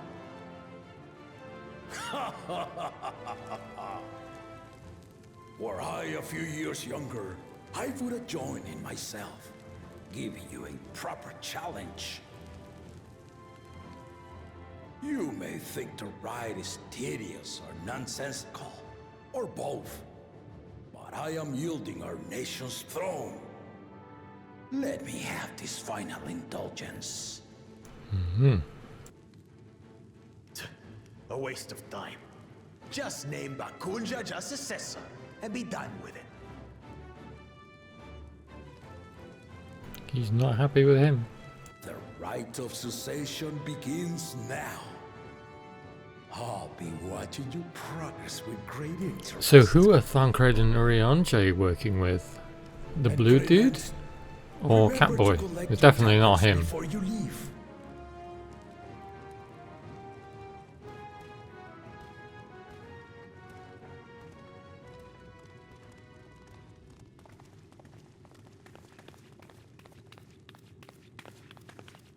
She's going to have words. You are one of Lamachi's allies. Speak freely. I am Cryle Baldessian, representative of the students of Baldessian. My name is perhaps familiar to you? Ah.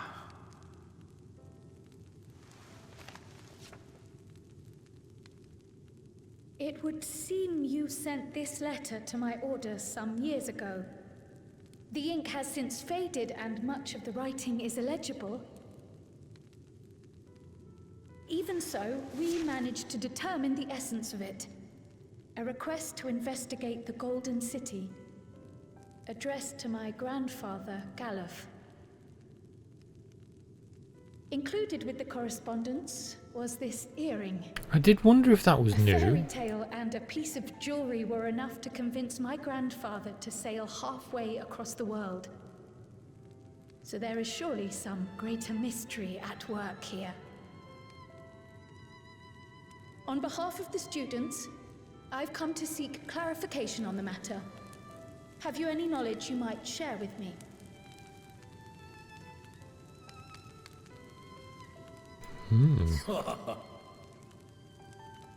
No, not at this time. I have tasked the claimants with finding the Golden City. Yeah, you gotta go and do it yourself. To fulfill your request would afford one of them an unfair advantage in the right of succession.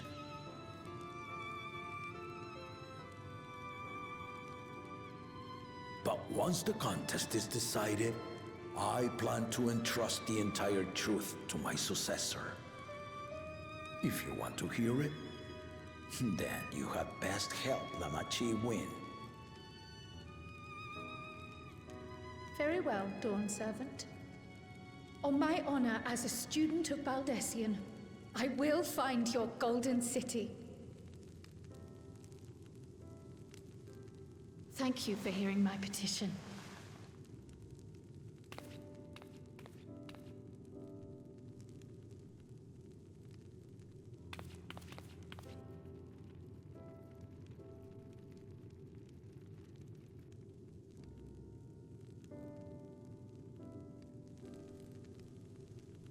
How about that? She's grown into a remarkable young woman. You should be proud, Galuf. Oh, so he did know him.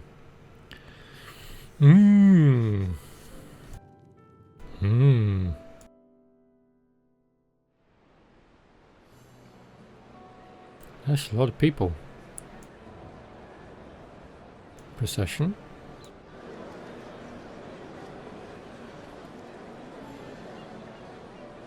Anvil's not happy. Too late to change your mind now, I suppose. But are you sure you wish to be part of this?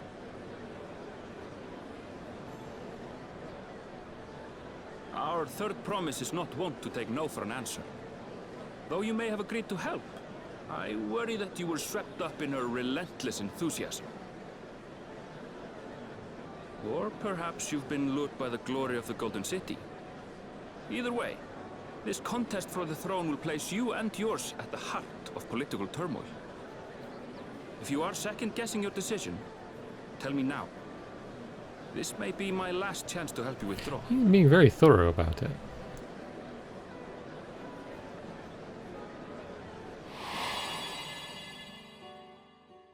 Life is a series of journeys, my friend, and there's no telling what awaits us on the long road. But what's important is This to be is true Final to Fantasy IX yourself music, isn't as it? you walk it. Only then can we hope to be content when we arrive at the end of one and step forward into another.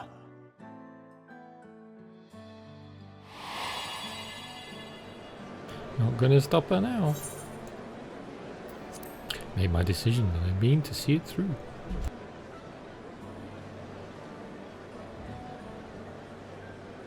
Is that so? I will speak no more of it then. As for my own involvement, I can no longer conduct myself as a mere guide, I think. Not after the Dawn Servant's revelation. Does it mean he's pulling out sword and shield?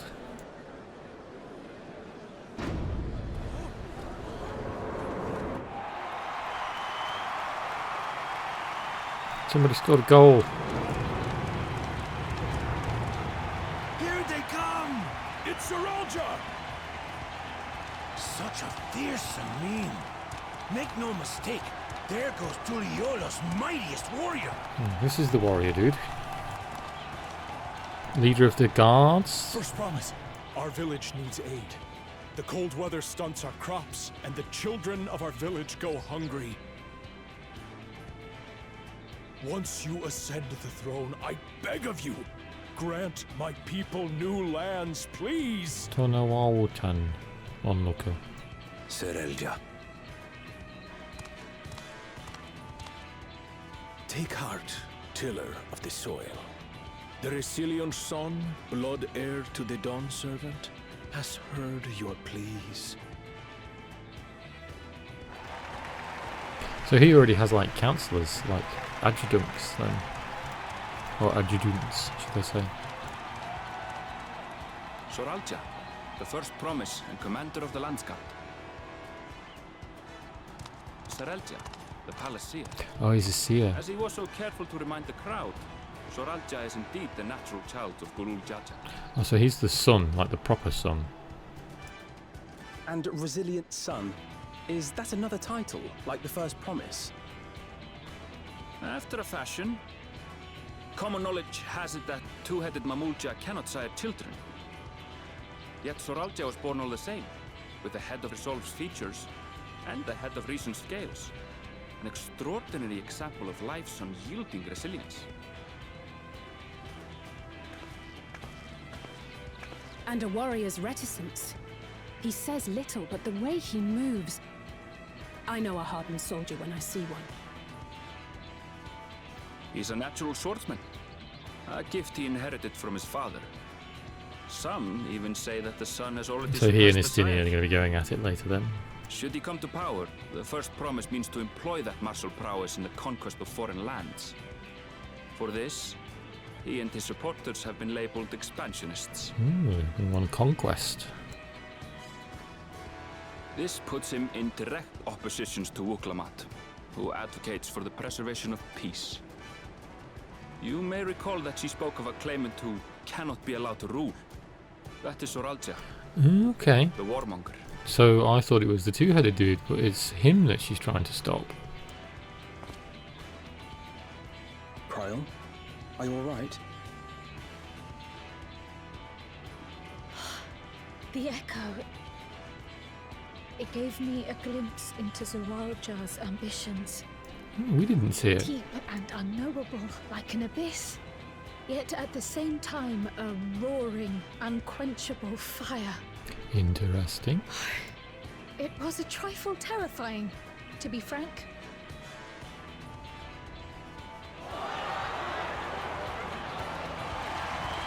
Catboy.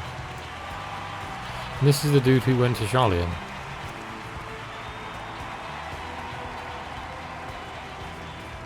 Oh, more people. Second promise. You must bring us more marvelous conveniences. More dirigibles and trains and the like. We need you in charge to make trading easier.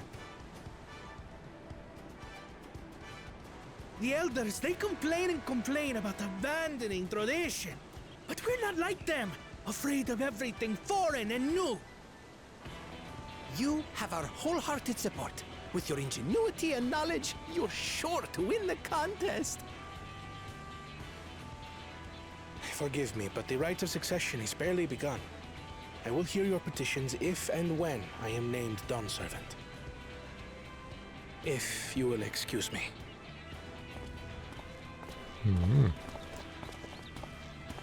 Plain spoken, as always. That's Arcona. Practical to a fault.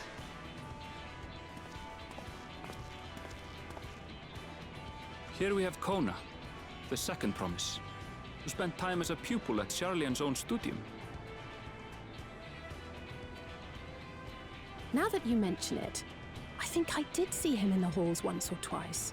There was nothing to suggest he was Turali, much less from a royal family. That was by design. He forwent his usual garb and took an Eorzean name to avoid attention. So it was Kona who introduced the dirigibles. And the railway too, given what we just heard. In furtherance of his goal, to enrich Tuliolal with every bright notion he learned of in Charlia. He is the hope of those who prize innovation.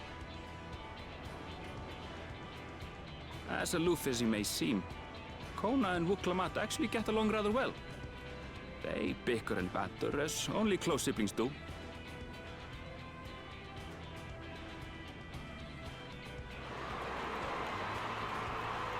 You ready, dude? Yes.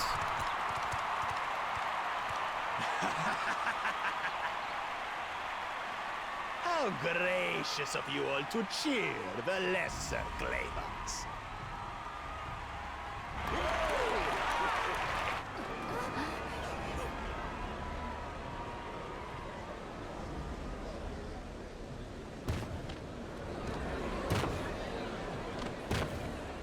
Panicky cat girl. Oh, come now. What are you afraid of? I'm no different from your Dawn servant. That my kind should reign is Mamulja tradition, and has been so since before there was a Tuliyola. I'll brush aside your feeble contenders, and then you'll see who deserves your fealty. Everyone's bricking it. Well said, brother.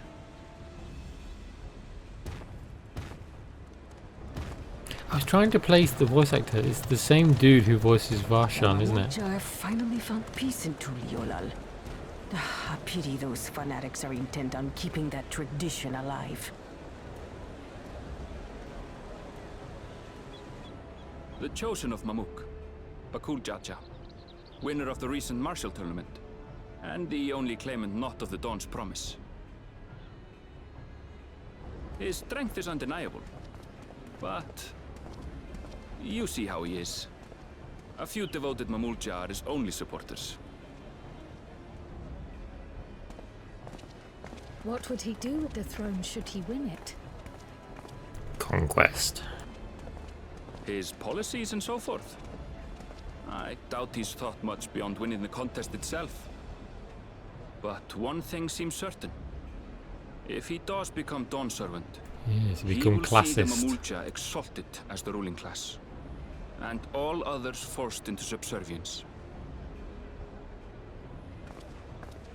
Sounds like another that cannot be allowed to rule. That's who I thought it was originally, not the other dude. And they're all leaving.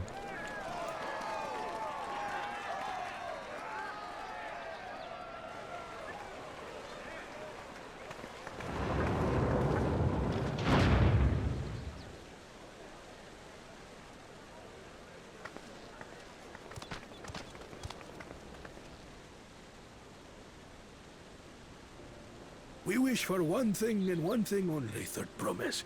To abide together in harmony with our neighbors whom we love in this land we share. It is our way, the Turoli way. Galul Jaja built for us this peaceful nation, and we beg you to preserve it. You have my word. I won't let your pleas go unanswered.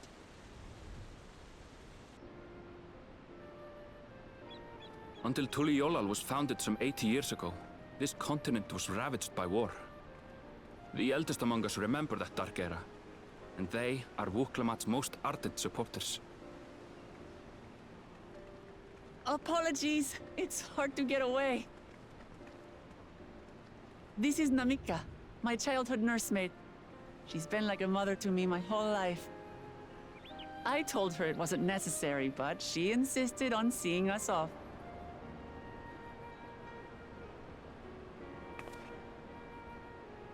I place our precious Third Promise into your care. So this is the mama bear of this expansion. Did you know Wuklamat was taking part in the rite of succession? Bunnies. Of the Dawn's Promise. I thought it was only Zoralja and Kona. If she has any accomplishments to her name, I've yet to hear them. Compared to the two Mamulja, she pales in martial prowess. And then there's Kona, who's far and away the most educated of the bunch. I hate to say it, but it's hardly a competition. Womp womp. It's fine. More than anyone, I understand how much better my brothers are than me. Better? Wuklamat. I have never thought of you as the lesser sibling.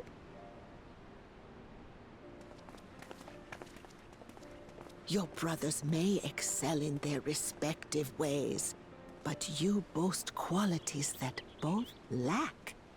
A strength that is yours alone. Having cared for you for so long, I should know. Thank you, Namika.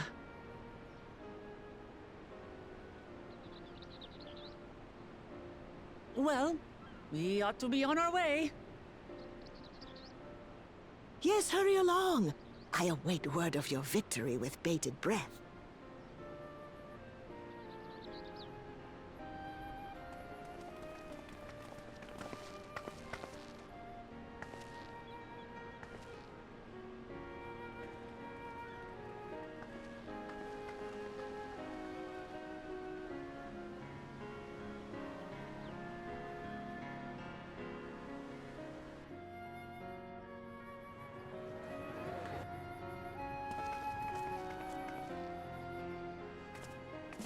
Cool. Oh, I'm back to the jazz again. Right, I think I'm going to take a break. And I'm going to go and get some food before we start the next thing of madness, the rite of succession. Well, so much for the brief reunion I had in mind. Papa is not going to waste time when he decides to act. I'm used to it by now, of course, but others are often caught off guard. In any case, we should talk about how we're going to find the City of Gold. All we have to work with are the 7 tablets and their connection to the Tulu-Yardal saga. Might I suggest first comparing the tablets against the pillars? We could check for any discrepancies between them.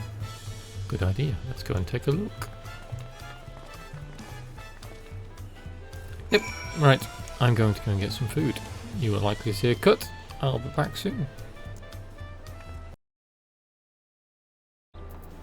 Right, we're back. I have a fan blowing on me now, so I apologise if there's a bit of fan noise. It's time to crack on. We need to go and enjoy the rite of succession, wherever that may or may not be. So we'll go and find it.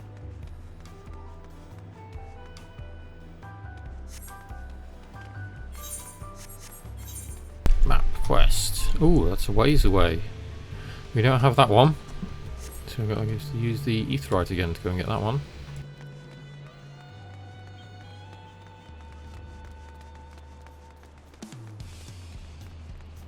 There's our jazz again.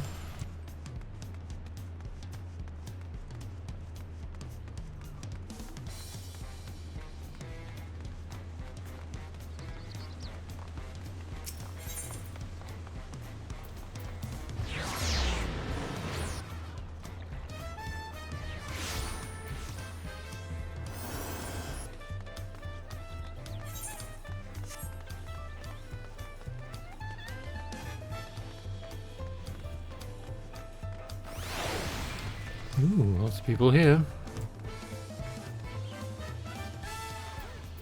Woklamat. At a glance, they seem much the same. That makes everyone. Oh, the others are here. I should have spoke to them. Woklamat, the tablets, if you would. Of course.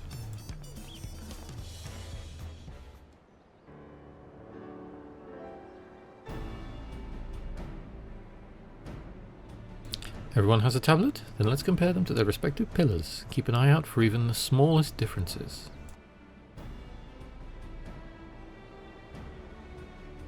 Someone's going to be snooping and they're going to steal the information. That's how Final Fantasy games work.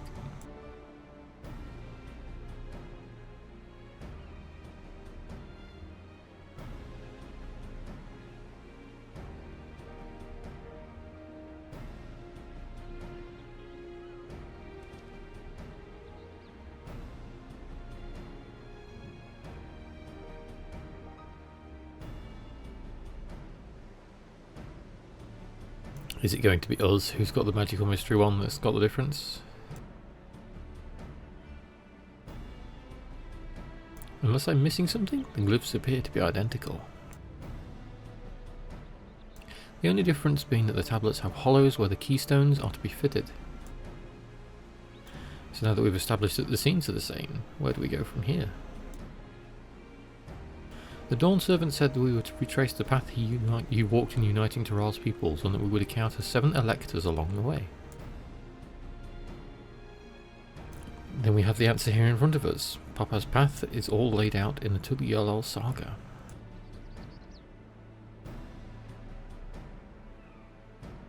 The events the glyphs portray, do we know the exact locations where they took place?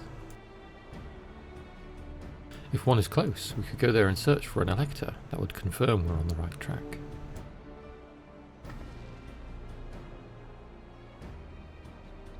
Let me think. The Lay of Reeds was in the nearby Hanu Hanu settlement.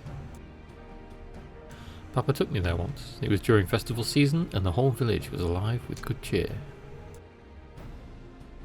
There's also the Lay of Gold. That one involved a Pelu Pelu village, which is about the same distance from here. Before going anywhere, we should ask around about the road ahead. I heard there were a lot of talk around the city, and that the storm we passed through at sea apparently ravaged Yogg-Tural several days ago. Since our roads are not as well paved as Eorzea's, they're more susceptible to damage from natural disasters. If we want to avoid wasting time taking a dead-end trail, I suggest we spend a few moments making inquiries.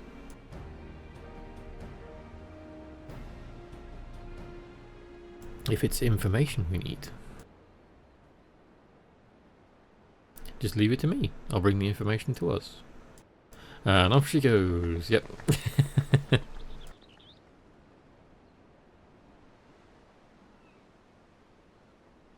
It would be prudent to ensure we're prepared for the journey. I'll guide you to the accommodations I've arranged.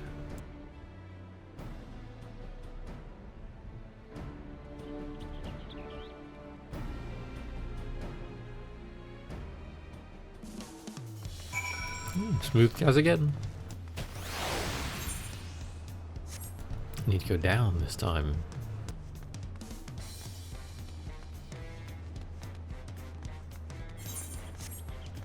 Here's our next etherite.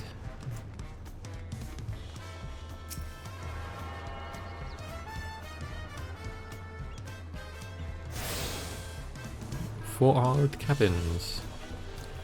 On Erenvel. For now. What a comfort to have our lodging sorted in advance. Woklamat said she would bring the information to us. I wonder what she meant by that. Oh, so it's lovely little cottages and they're on the water. They're like boat houses.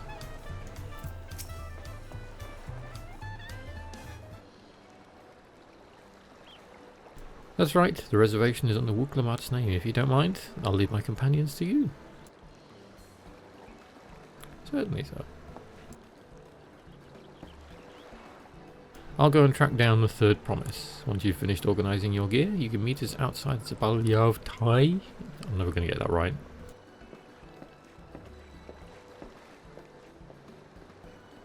Greetings, visitors to the Tuliolol, and welcome to the 4 Art Cabins. Whenever you're ready, I will show you to your rooms.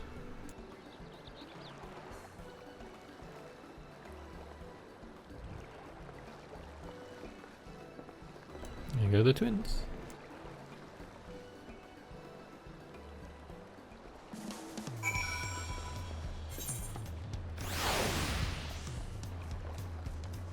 I'm going to wait over there.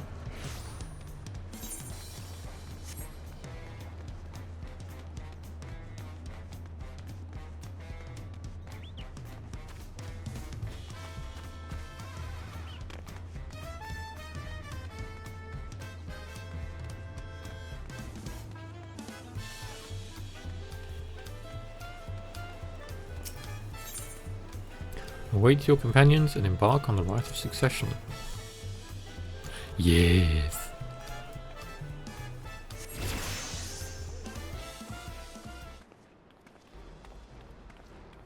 There's an Alizé. Oh, here they all are. Mine is an Erenvel. Trust you to be the keenest to head out, Bitter. Nodders. But where are Erenvel and Luke Lamat, I wonder? Here they come. Oh, and it's a Vanu, and one of the Final Fantasy 9 people. Oh good, you're all here.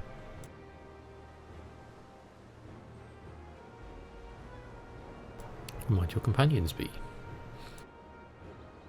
Seeing as we need information, I thought who better to get it from than the locals. These two hail from the villages we're thinking to visit.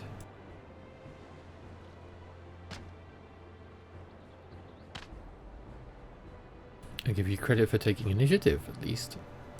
What do you mean, at least? I am honoured that the third promise would seek my advice. I too am happy to answer your questions. Any encounter might be an opportunity to do business. Thank you for your help. Before we begin, there will doubtless be other occasions when we need to act independently, so I brought these for the two of you. Link pearls.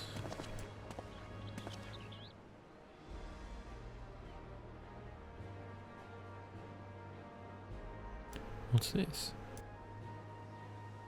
It's called a link pearl, a gemstone harvested from a special shell. When linked together, they allow people to communicate across great distances.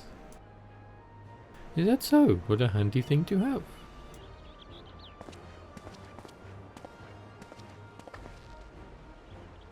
It'll be very useful on our travels. Speaking of which, I should get back to introducing my two new friends here.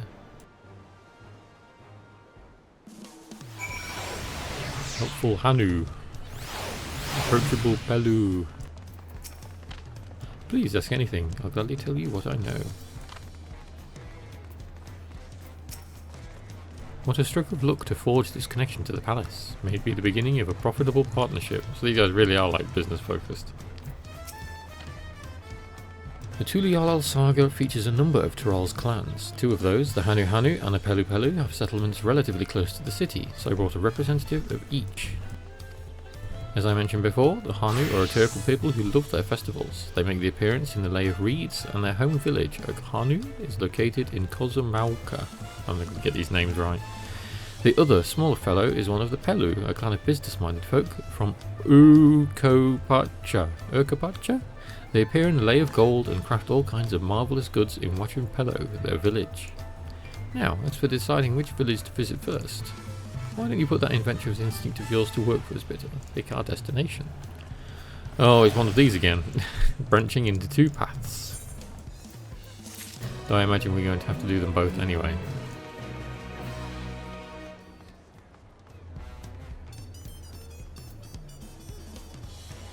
Okay. Let's do the Pelu people first. The quest to Kozumauka will be available once you complete the quest is beginning with the approachable Pelu. What is it you'd like to know? Our main concerning was confirming the state of the road ahead. As I recall, to reach Urkopacha, we depart from the Arch of the Dawn and then take the road west at the first fork. Should we be wary of anything along the way? That is indeed the way to Urkopacha. After the damage wrought by the recent downpour, however, you'll be doing more stumbling than walking. But do take heart. When it comes to rugged terrain, we have a most dependable solution available. Come with me.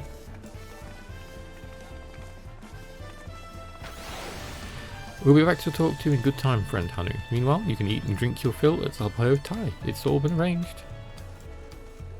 Free food.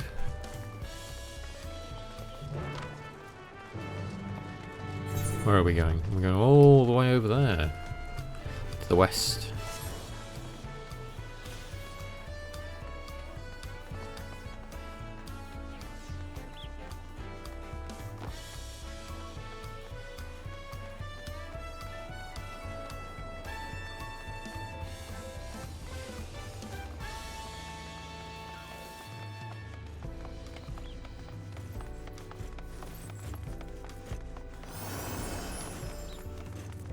Run, Paladin, run! We'll put our other glamour on for now.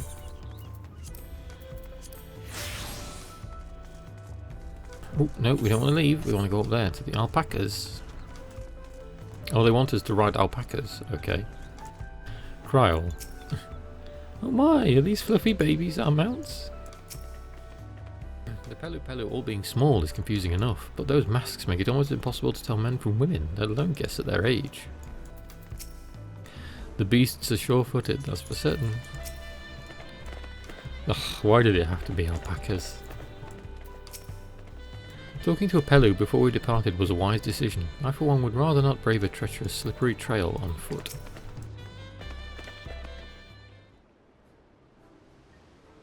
May I introduce you to our most dependable companion, the alpaca. Oh dear. Kryl's very excited. Not so much. These animals can traverse Urkapacha's steep mountain trails as if they were gentle fields, and all while carrying heavy loads. Our merchants would be lost without them. So they fill much the same niche as our chocobos back home. You don't have alpacas in Eorzea? Alpacas are native to Yogg-Tyrol. Eorzea has its chocobos, and the eastern lands have their horses. Why go to the trouble of breeding another pack beast in a place which ill suits its qualities and where it is not needed anyway? He's got a point. But we must ride these... Oh, but must we ride these little monsters? I get the impression you aren't fond of alpacas. When I was small and being a bit naughty, I went around pulling on their wool. One of them spat on me, and it was the foulest stench you can imagine. I see. What do they like to ride? Alpacas bred as mounts are inquisitive and docile. Even those without experience find them easy to handle. We're really doing this then? So, was my information useful to you? Yes, very helpful, even if it wasn't what I wanted to hear. Good, I'll take my payment now. You want me to pay you? Pay that man. I guess I should have expected as much from a Pelu merchant. Let me see what I have on me. The Pelu value the act of spreading joy through trade, as you should know. They take pride on making deals that benefit both parties.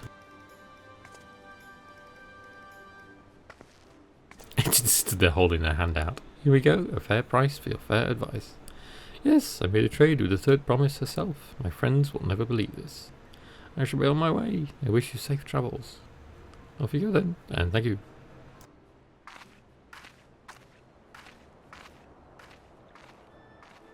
I better not get spit on again. You brought that on yourself. Remain calm and gentle, and so will they.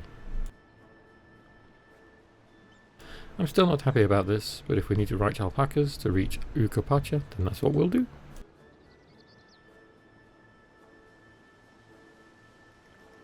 Nodders.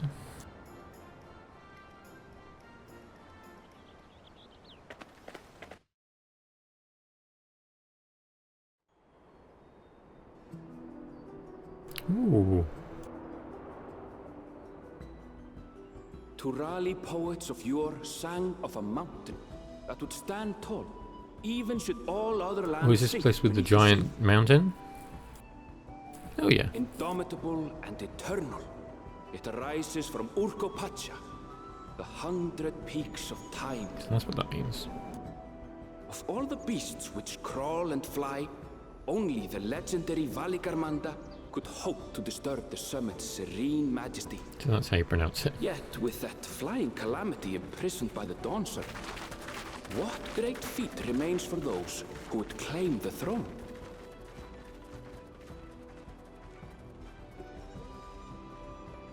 Very pretty. Looks like quartz or something.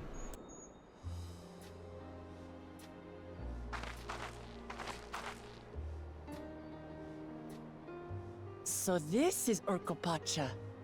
I've never actually been here before.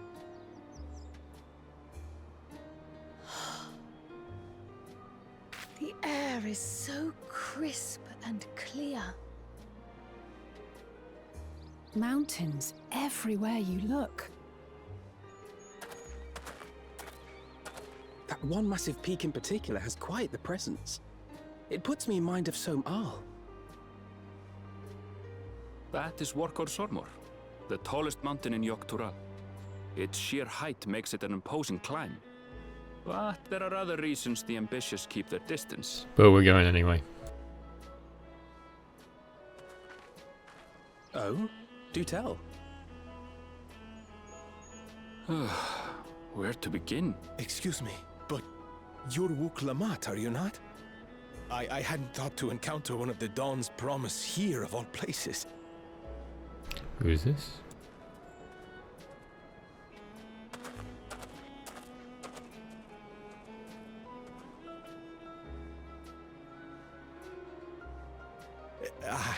But I should introduce myself.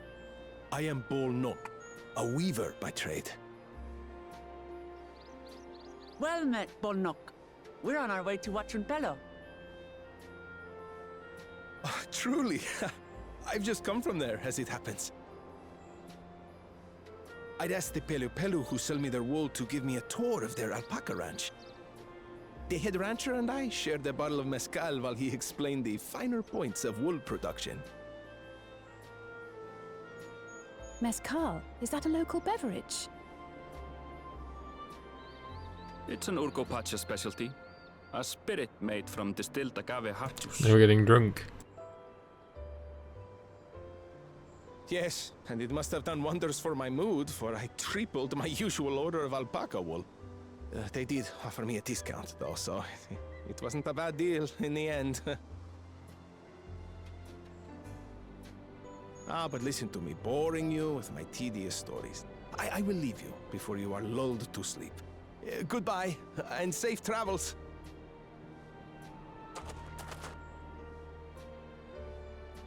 He stopped. Oh, silly me. I almost forgot to say the thing I actually wanted to say. Say the thing.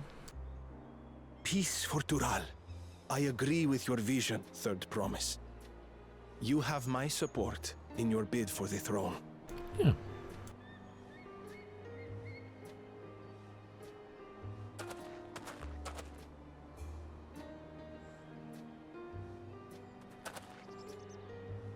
I gather from his tale we would be foolish to underestimate Pelu Pelu merchants. Yes, they do more than run the markets in Tuliyollal. Pelu Pelu peddlers can be found everywhere in Tural, traveling from place to place on their sturdy alpacas. Did they have alpacas in 9? I can't remember. They are effusive and engaging speakers, and many's the customer who's been talked into spending more than they bargained for. They won't find this customer so easily charmed.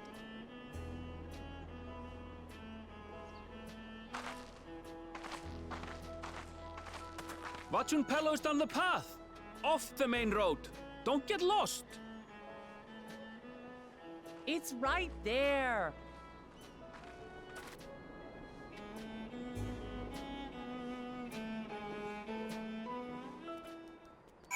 Here we go then. Ooh, alpacas!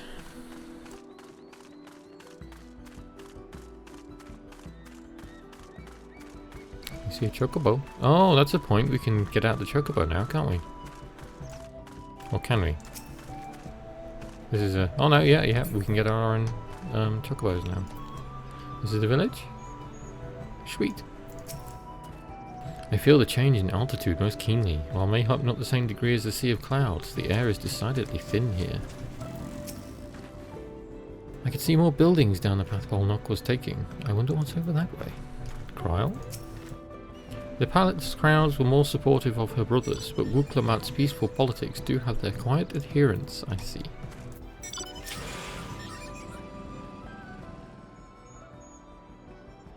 This is it, watching Pelu, home of the Pelu Pelu. Wuklemat should have arrived before us. Oh, there she is. That's not good.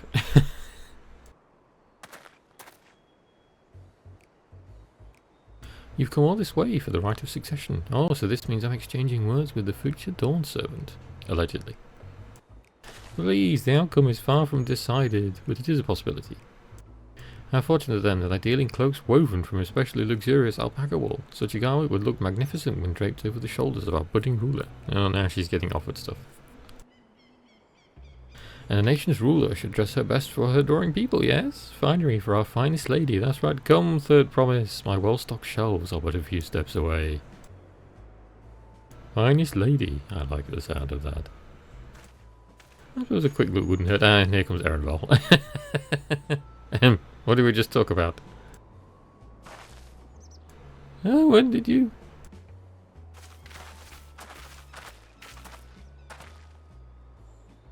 Ah, Shatona from far off Zugtaral. Northern winters are bitterly cold affairs, I'm told. I cannot imagine how you survive them without a lovely warm cloak of quality alpaca wool. This is going on a meme. No thank you, I'm not in need of new clothes at the moment, and neither is the third promise. Perhaps another time. Of course, my shop door is always open. Have you heard about the critically acclaimed MMO? You were saying something about not being easily charmed? Oh, it was just... As I mentioned previously, the Pelu people live for bringing happiness through trade. They won't cheat you or sell you defective goods. They will, however, disarm you with their deft turns of phrase, and unwitting customers like Wuklemat fall prey to this affable approach time and time again. Your only recourse is a clear and firm refusal. They won't pursue the matter should you make your disinterest plain. A valuable insight into the minds of the Pelu Pelu. Let us all take Erenval's words of caution to heart.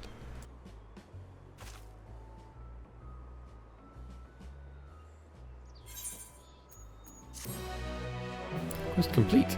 She's not happy over there.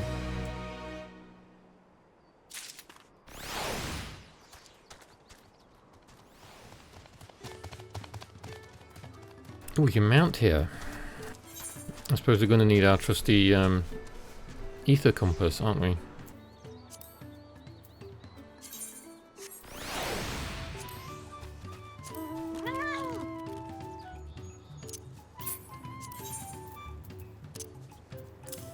I'm going to need that at some point, I'm assuming.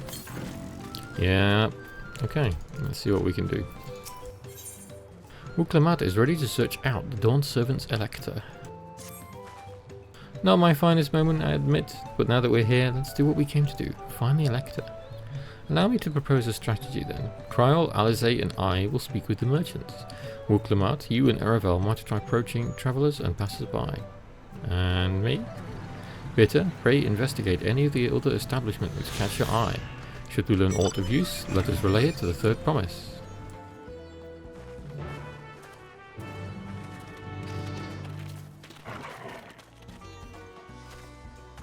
There's the FC person here. So we're checking out some buildings, and it said there was an ether current to the south, but we'll wait to get those yet.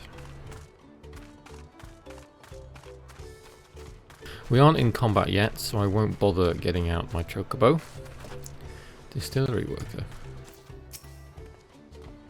The Dawn Servant's Elector. Ah, I thought you were a new face in town. Here for the right of succession, I take it. Me, I don't care much who sits on the Dawn Throne, so long as they keep Toral peaceful. Oh, I skipped one. Speaking of which, would you like a cup? No, I don't want your stuff.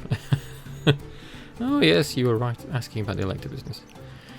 But being freshly returned from our trading route, I've heard there's a contest of food but not much else. Our head ledger Tobley could probably tell you more about it. That's a name I recognise from somewhere. Ooh, Etherite. What's the tune? Before I forget.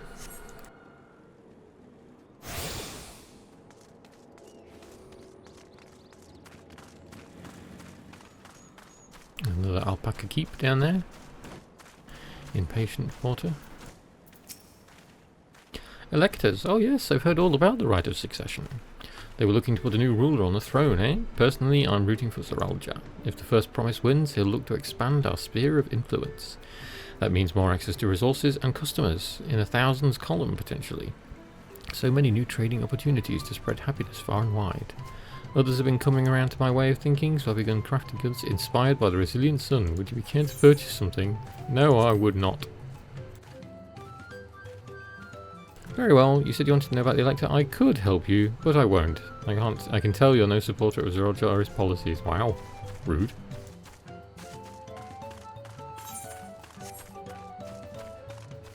And obviously something's going on here, because there's a million people.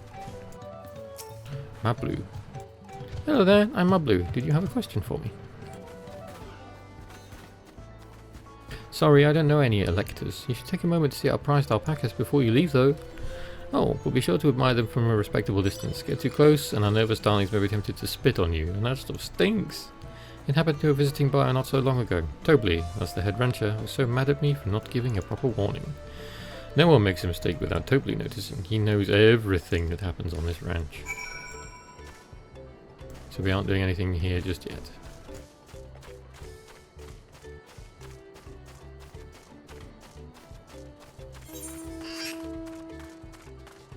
Persons on the dodo.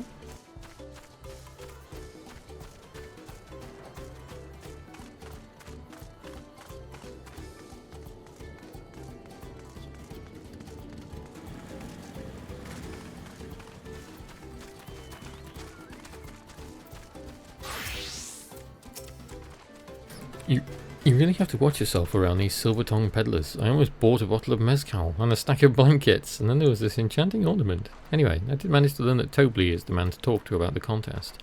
Now, only if they'd show where this head ledger of theirs is to be found. Somewhere over near the ranch. Really, he's also the head rancher. Well, the alpaca ranch is not far from here. I say we pay it a visit before the others return. We shall mount. Into my shiny ball.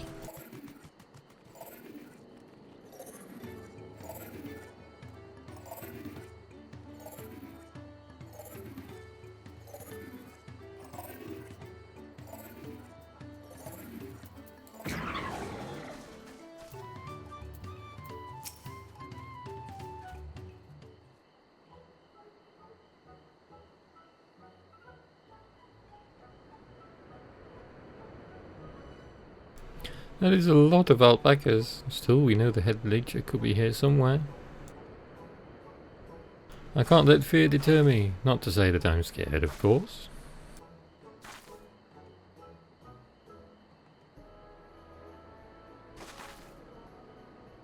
Well, what? Excuse me, is one of these workers Tobley? Tobley? Oh yes, he likes to mingle with the ranch hands and keep an eye on things. I can't tell you which one he is, though. You can't? Is this part of the contest? All I can say is that Tobley often mentions his favourite pungent subject. He also can't resist a profitable trade, though who among us could, am I right? Still, if you bring him a very good deal, he might let his identity slip. So it's like a game. Easy enough. All I have to do is offer Tobley a deal he can't ignore. No problem at all. Well, maybe one problem. I don't think my purse is deep enough to pay everyone we think might be Tobley. Let's ask some questions first to narrow down the field. Nodders. Great, we can meet back here to share our impressions.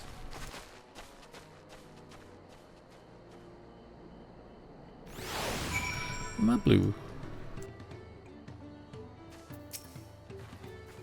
Well, obviously I'm not Tobley. I mean, oops, I shouldn't have said that. You're meant to find out for yourself who Tobley is, or if an Elector is even in the village at all. Good luck. Boastful ranch hand. You think I might be Tobley? Ah, well, maybe I am. All I will say is in this village, none have reared more alpacas than I. That's what come out saying. I'll sniff out the head ledger in a heartbeat, you'll see. Am I Tobley? Yes, that's me. Excellent work from the third promise in our entourage. Sharp instincts. Shall we commence the rite of succession then? Diligent ranch hand. Ah, a visitor from across the salt, if I'm not mistaken. Be warned, the alpacas will spit on you if you startle them. I suggest you keep your movements slow and deliberate. Not this person then. I'm gonna go and stand here again.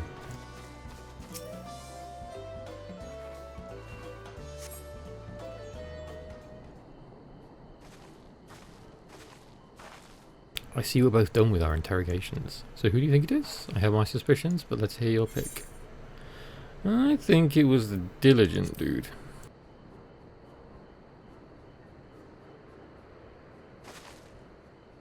So the worker intent on stable chores. I have my eye on that one too. Time to rip the mask off our mystery ranch hand.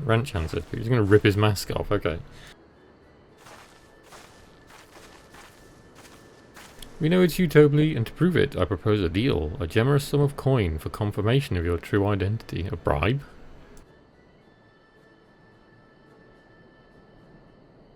An offer I gladly accept.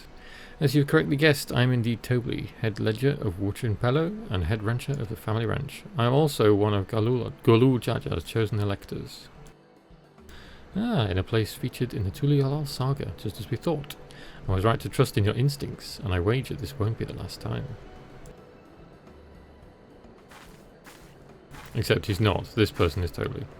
Oh, no, it is Tobley. She found you out fair and square, and I'm glad she did. Would have been a pity had her bid ended here.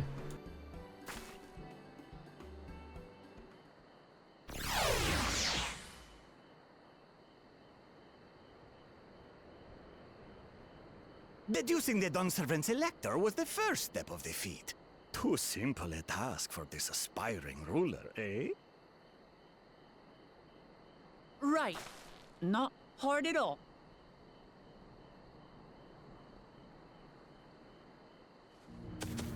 Oh, it's this dude. And the seer. Zoralja.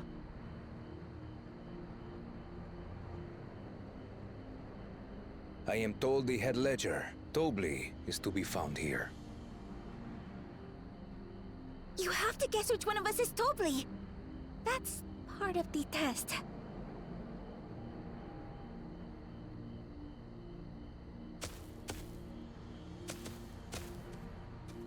Is he going to get his minion to do it? His seer person.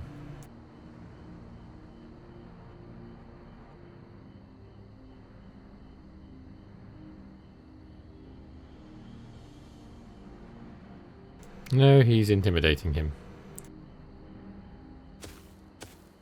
You're Tobley. Without even asking a single question. Very impressive indeed. With that amusing prologue out of the way, we can proceed to the actual challenge.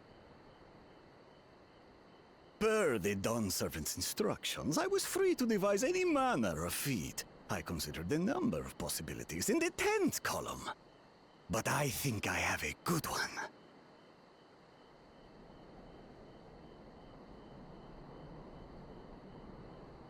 You must go forth and capture for me an alpaca. She's not gonna like this.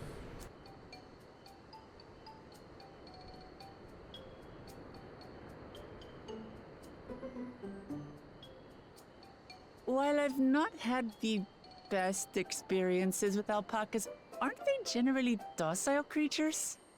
That doesn't sound like much of a challenge.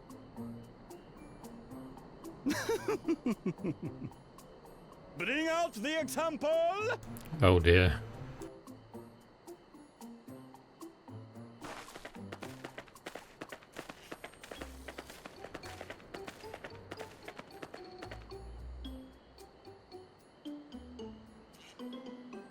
This is a fluffy thing. kind of alpaca. Would you please approach the animal, Third Promise? Who? Me?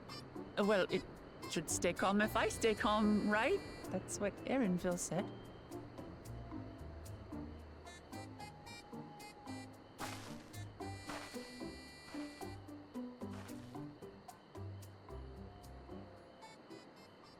Is it gone spit? Yep. Ah! monster spat on me! Oh, that stinks. I can't...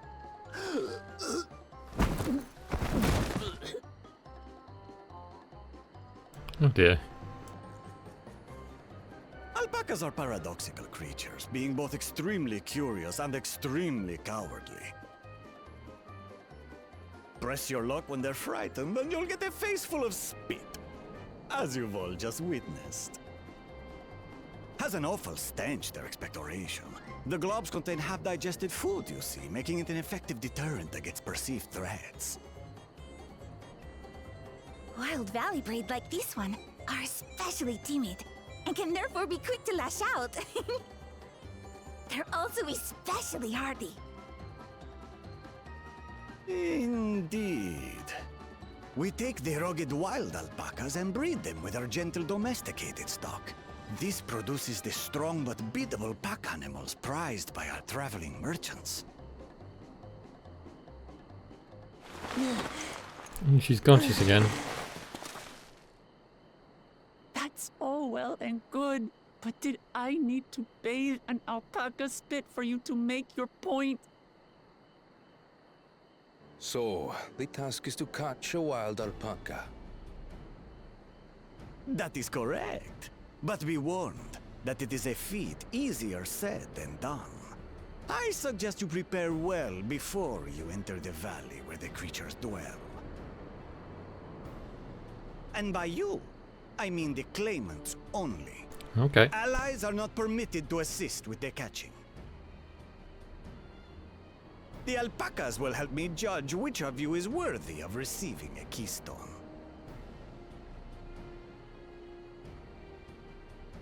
So I'm to chase down a fluffy, spitting demon, and that somehow proves I'm fit to rule? As I said, the Dawn Servant granted me the freedom to decide my challenge. And when you reach the end of the ride, I dare say you will understand why I chose what I chose.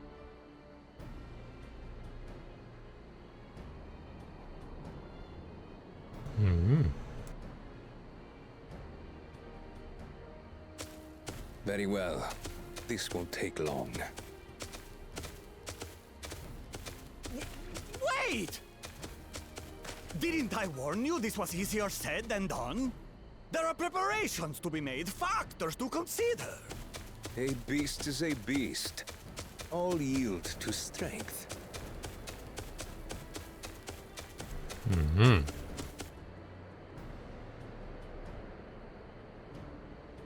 So far, this experience has done absolutely nothing to improve my opinion of alpacas.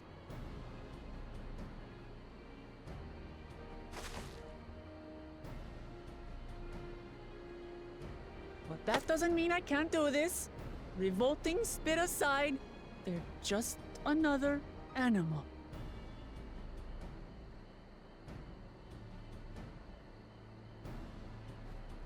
Yeah, here they all are.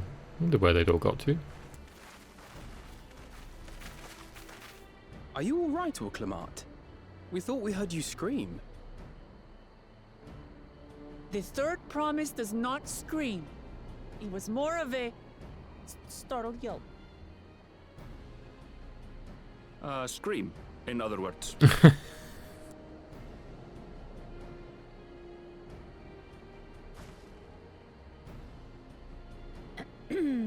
Did you find the Elector?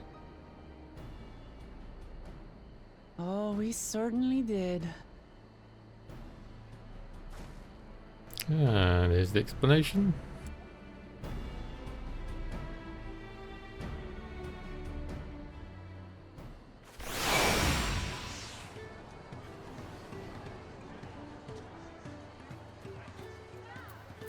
Okay.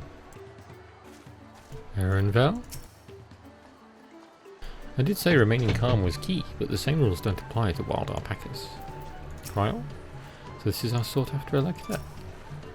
Zoralja puts me in mind of Garlemald's own exalted son. Of the two though, Xenos was undeniably more arrogant. Judging by the volume of Wuklamot's scream, alpaca expectoration must have a nasty odour indeed. I'm content to remain ignorant of the smell. Tobly? I've done my duty and assigned the claimants their feet. The rest is up to them. I had to go and wash that nasty stuff off my face. I think I got all of it. Would you mind taking a sniff for me? Yeah, I saw that look. Erenvel. Erenvel wishes to discuss the feat of gold. As Wuklamot helped demonstrate, the Valley Alpaca are wary of people. Getting close enough to catch one will not be an easy task. You might have warned me about that earlier. I have enough trouble with tame alpacas. How do you expect me to wrangle a wild one? Shrug. With the proper saddle, we infuse the leather with a relaxing scent that soothes the spitting beast, and this is what the other guy didn't know. Wonderful. Give me one of those then. Have you perhaps forgotten we're a clan of merchants? If you want a taming saddle, then you'll need to find a saddler and make them an offer. They don't come cheap, of course. Crafting a saddle will cost you the equivalent of 10 pel in the thousands column. A lot of money. You mean 10,000 pel? I don't have that kind of coin. Converting to gil, that comes to around 1 million or so. I'm happy if we all pitch in. Damn. No, this is my feat to accomplish. I wouldn't feel right about having others pay the cost. I'll find the money, somehow.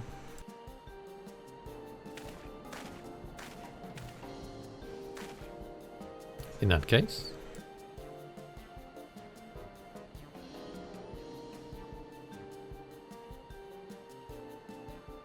Did you just give her the money? That basket of wool is worth the sum you paid me earlier. 1 pel in the hundreds column. Beginning with the wool, you can trade for ever more valuable goods until you have something suitable to bargain with for the saddle. That's a nice gesture, but you think I can turn 100 pel into 1 million? That's 10,000 times more. We need 10,000 pel, not 1 million, so we're looking at 100 times more. Alright, I panicked and got it confused with Alphano's million gil.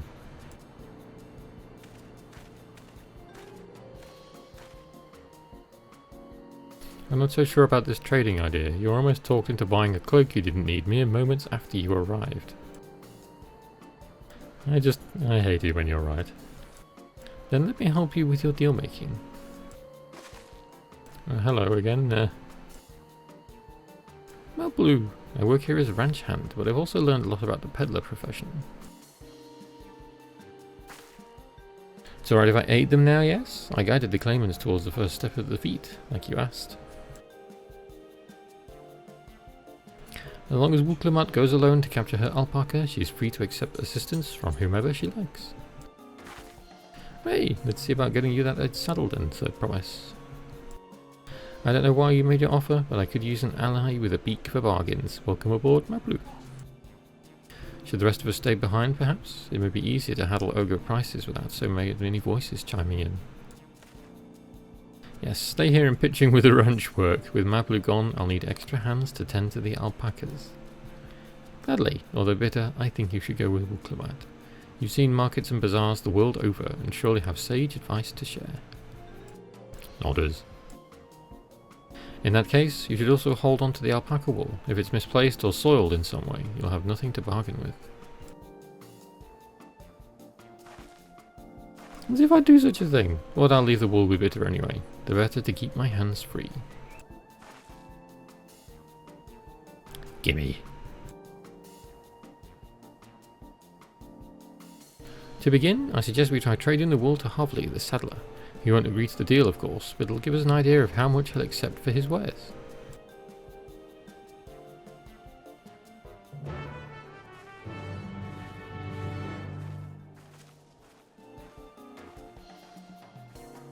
And off we go.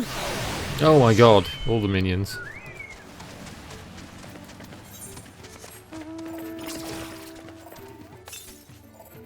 Southeast for our first green orby for mounting.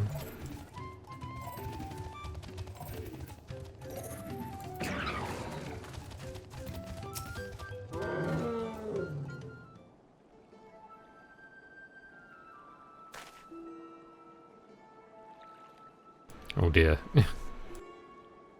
Something I can do for you? We've come to bargain. I need one of your special taming saddles to catch a wild alpaca. A saddle is it? And how will you be paying for it? With this basket of fine alpaca wool. He's not impressed. What use does a saddle maker have for wool? Besides, this would barely cover the cost of a single strap buckle. Offer me something I actually want.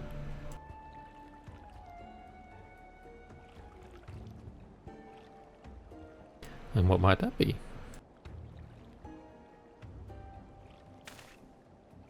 Mezcal. I like to nurse a cup at day's end while I inspect my finished work. Bring me a jug of quality stuff and you got yourself a deal. This bodes well for his third promise. Such mezcal can be had for only 5 pel in the thousands column.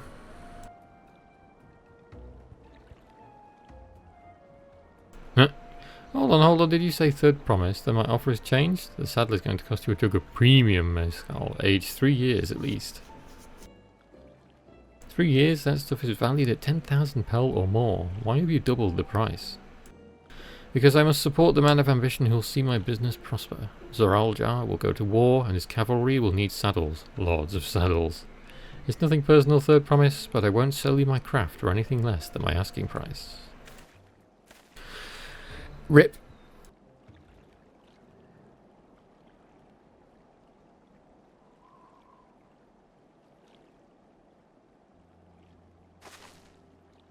Can't say that I blame him. I'm known for championing peace, and peace is unlikely to bring him more customers. Those of our grandparents' generation remember the dark days when the clans were at war. Many of those who pray for your victory will come out. The younger ones, though, to them strife and bloodshed are as children's stories. They think themselves safe from these horrors and take the peace we now enjoy for granted.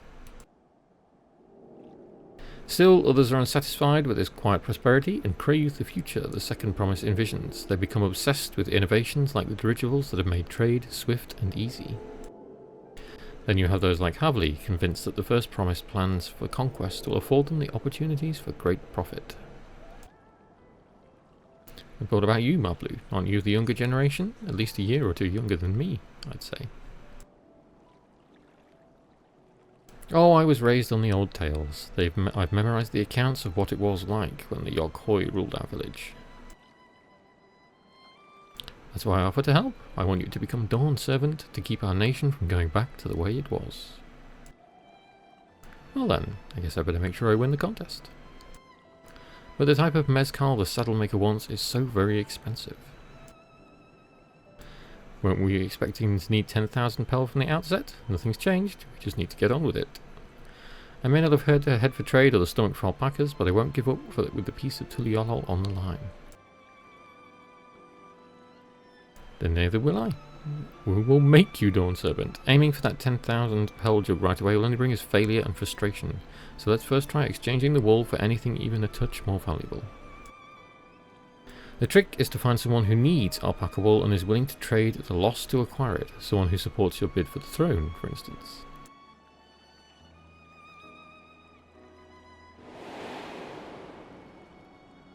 Oh, this dude who wanted the alpaca wool. Yeah, him. Boltuk? I can't quite remember. Or Boktul? I can't quite remember his name. Of course, the weaver, Bolnok, that was it, I believe. He went out of his way to say he agreed with my vision, and he was here to buy wool. Fight him. I think I remember the direction he was going, but for now, let's head back to the road where we first met him.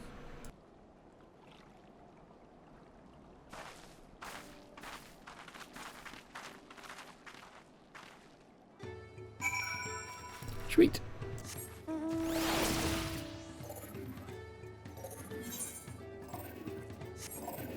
Over there.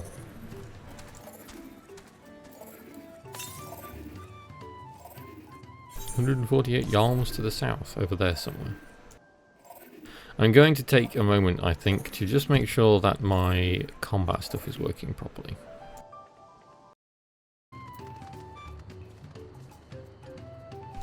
Okay, back into it.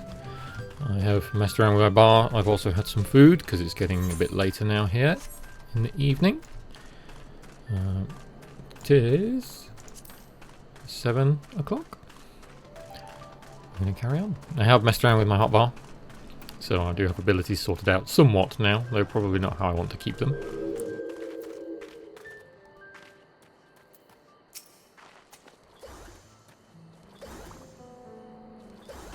Sorry, I'm having a sip of my drink. This is the spot.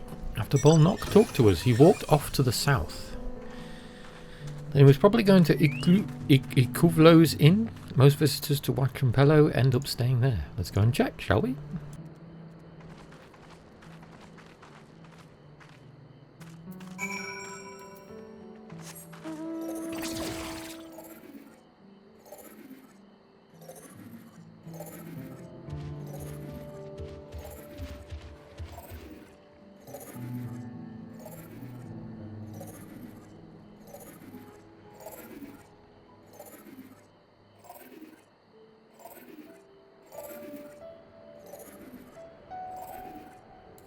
There he is.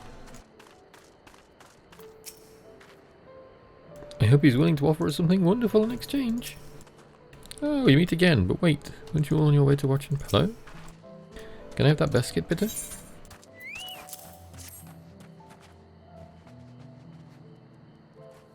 Now let's see if we can turn a profit. I'm glad we found you. Are you interested in making a trade? The third promise. You wish to do business with me? Might I ask what this is all about? Explanatory cut.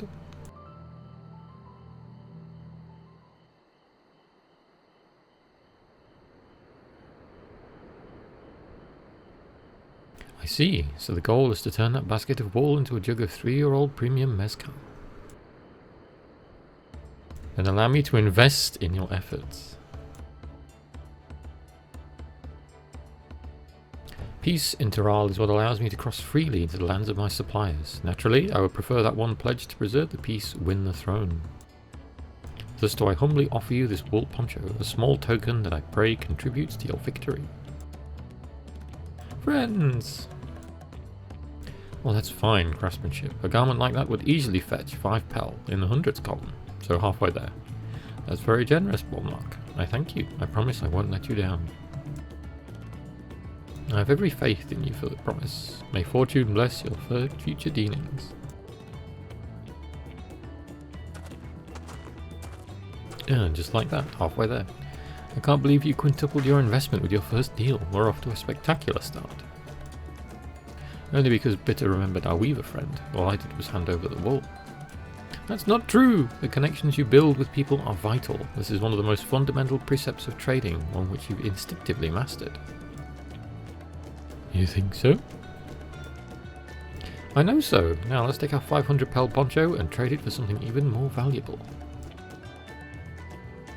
Here, Bitter, you take the poncho. If I lost it somehow, Ehrenvel would never let me hear the end of it. Nodders. Gimme. All set? Our next deal is waiting to be found. Off we go again. Oh, okay, we even get like a UI thing for it. Success, you traded a 100 pel basket of alpaca wool for a 500 pel poncho. Is this going to be a thing with this, like the Beast Tribe stuff? Although they're not called Beast Tribes, are they now? They're called a funny name that I can't remember. Oh, hello, Hildebrand UFO. Mablu. Leveraging connections is a sound strategy, but we should also consider supply and demand. An individual in urgent need of a good poncho will offer more than a merchant simply looking to stock his shelves. This kid knows what they're talking about. That makes sense, but how do we know if someone needs a poncho? They aren't wearing one?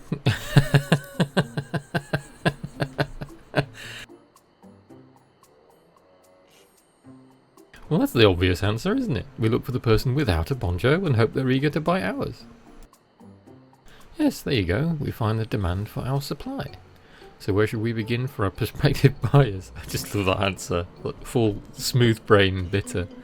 There are any number of places we could do worse than starting right here at the inn. There might be interested travellers.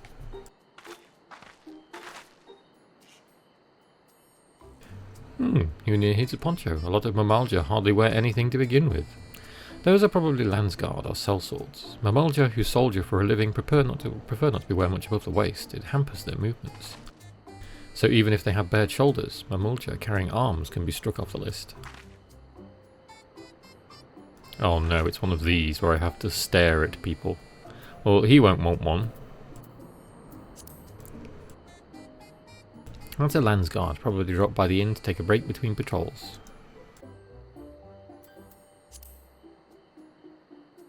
That one's already fully dressed. An artisan or a peddler perhaps? Come to rest after visiting watching Pello, like Bol Nook would be my guess. Sweaty Dopro. That Mamulja is armed. Could be a Dopro courier. I've seen them flying their weavers, and those types aren't fond of excessive clothing either.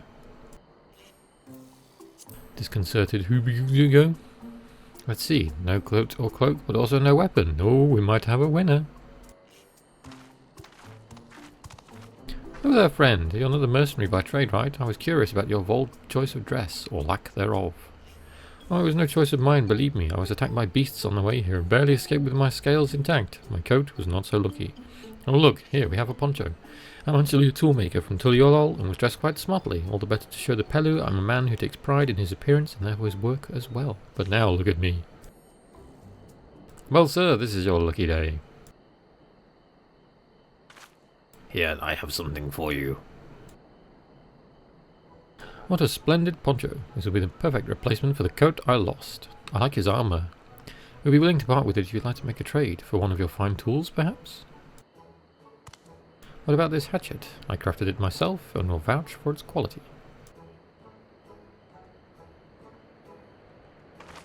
The blade looks sharp, the haft well made. I'd value it at 1 pel in the thousands column. Oh, from 500 to 1,000? We have a deal. Wonderful. A fine garment such as this should put me on even footing with any Pellu merchant. Like the eponymous owner of Miplu's mate garden for one, her fiend hands use hatchet to harvest the mate, and I thought to impress her with the tool I sold you. No matter, I have other wares to sell. Glad I am to have met you. I do love their armour. The graphical update makes it look so much better. Did you hear that? We've already found our next buyer. To Miplu's mate garden we go. Yes, but it's a fair distance on foot. We should take alpacas. Oh no. Can I just ride my floating orb? These ones will be the calm type, right? Shruggers. Oh, not again. Success!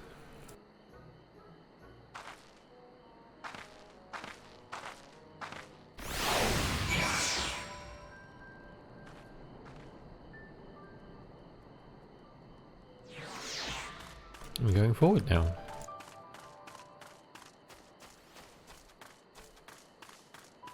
Oh, Clement. Here we go again, riding alpacas. Well done recognizing that the toolmaker is a potential customer. If you have a mind to exchange professions, you'd make an excellent merchant.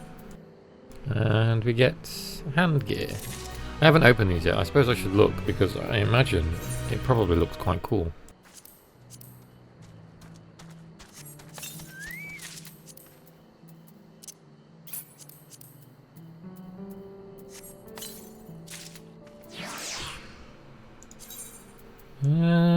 Yeah, kind of. I mean, it's leveling gear, isn't it? So it has to look not that fantastic. I think I'll keep my Thalea armor. Steels yourself for the ride to find your next trading partner. Before we get moving, you should be the one to hold this. With that, I suppose we should hop on to the alpacas Mablu has so kindly provided. Ready to go? Let's mount up. Begin the alpaca ride. Oh, I don't have to press anything. And it's off to the mate fields we go. Please don't spit. Please don't spit. You'll be fine. These ones are accustomed to people. I still don't trust them. You have a knack for riding, no matter what you say. People are just going to love these things. Without our alpaca friends, we Pellu would never have become travelling merchants. Can you imagine walking all the way across Tural?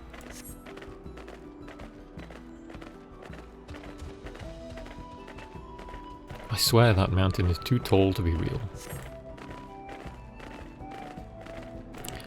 Walker Zormor, wasn't that the name? A forbidding sight, isn't it? One I've never appreciated up close.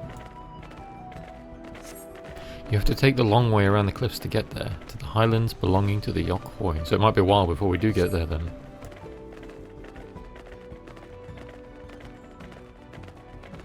So Mablu, you said you were learning about the peddler profession. You don't care for ranch work? No, I love it. I love working with alpacas. But becoming a peddler has always been a dream of mine.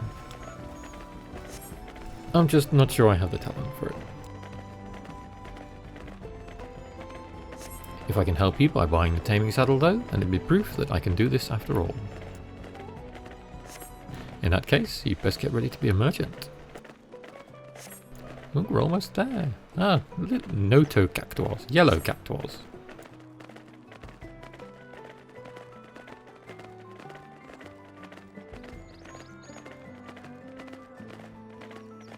A flying banana. Oh, the store mount. Sorry, I'm reading FC chat as we're moving. Bye-bye, alpacas. We made it, and without a single smelly incident. I sent the alpacas back to Ukluvo's inn, so we'll walk along the main road when we return to the village. Speaking of roads to travel, you were adopted by the Dawn Servant, weren't you, Third Promise? That I was. Then perhaps you understand. I was an orphan too, you see. Tobley took me in. He took in all the ranch hands, actually. All of them? Yes, and everyone works hard at their chores, grateful for the opportunity to repay the head ledger's generosity. Yet here I am, the only one wanting to go off and be a merchant.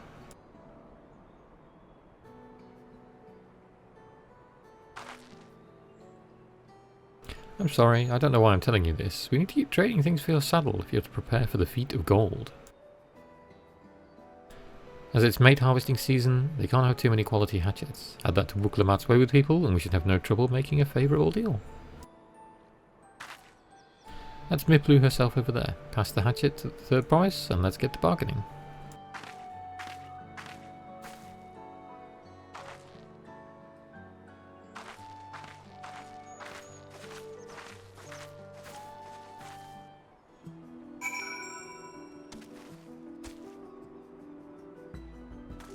Sweet, we're going to check a setting quickly.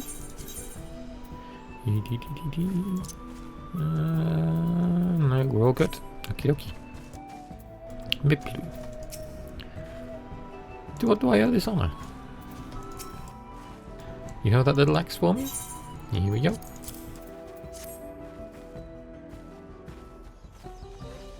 Thanks. Now to see what we can get for it. Oh, somebody dinged.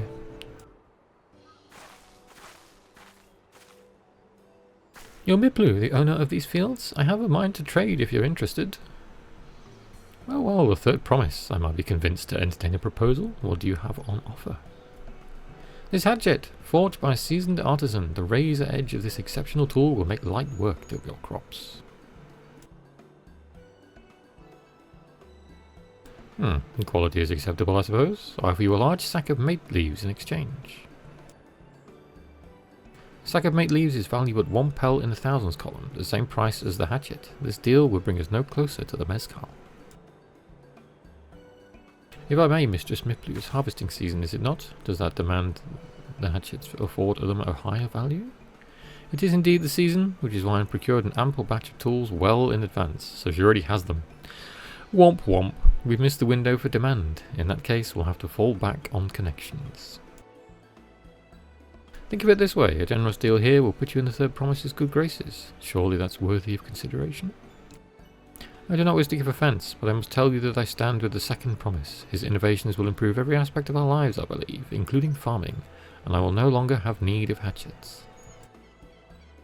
I assure you that I have nothing but respect for Wuklamat, and that is why I am prepared to purchase a spare hatchet at a fair price. I suppose it is fair given your reasons, but we ourselves will be no better off for the transaction. How about this then? If we were to help bring in your harvest, would you give us a better deal? As a matter of fact, I would. Until Koana's reforms come about, I can always use more hands in the fields. We're going farming, and you go ahead and add our labour to the bargain. Whoops. Shino happy. Added value to tip the scales. How could I have forgotten one of the most basic rules of trading? You can rest here if you like, Maplu. Bitter and I have mate together. Oh no, I'm helping too. Off to the fields then, and mind you pick the healthy leaves. I'll take 5 good bundles from each of you.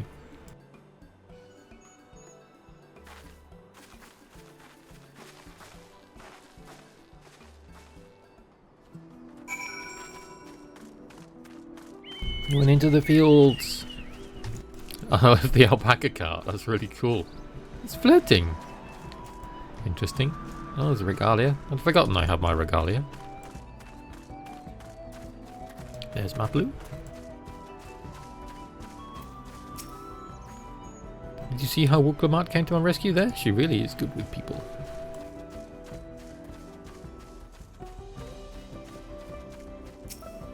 And it is very pretty here. There's one. There's another one here, hiding.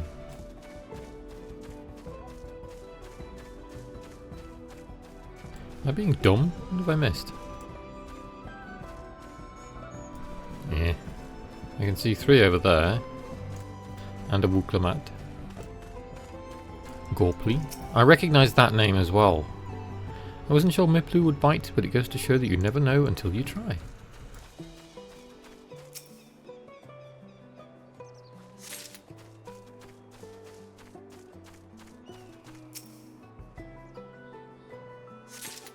No more polyhedral grapes this time, for sure.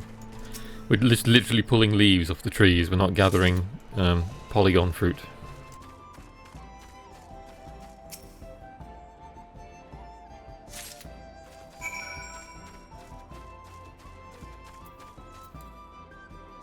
He's got a floating orb.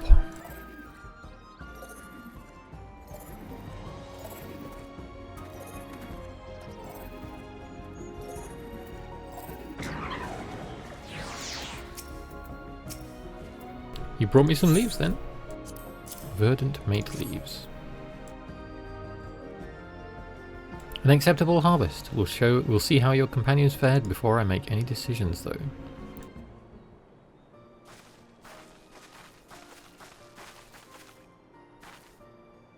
Yeah, we brought our share as well.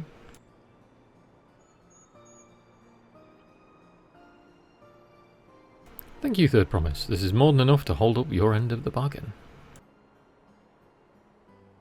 Now it's time to honour mine, after adding value of your labour to the price of the hatchet. I am prepared to offer you a full sack of our highest grade mate leaves. Premium mate, bought at the shop, 1 sack of those leaves will cost no less than 5 pel in the thousands column. Then we can bid farewell to this hatchet.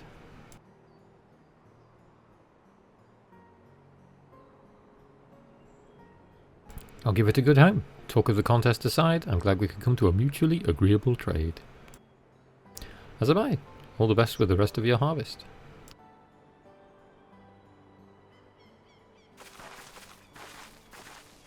Dunzo!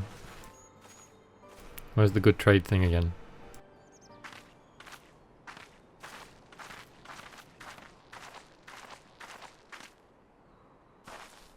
And downcast. Mablu, what's wrong? It's as I was saying before, even after everything Tobli's done for me, I'm planning to abandon it all and become a merchant.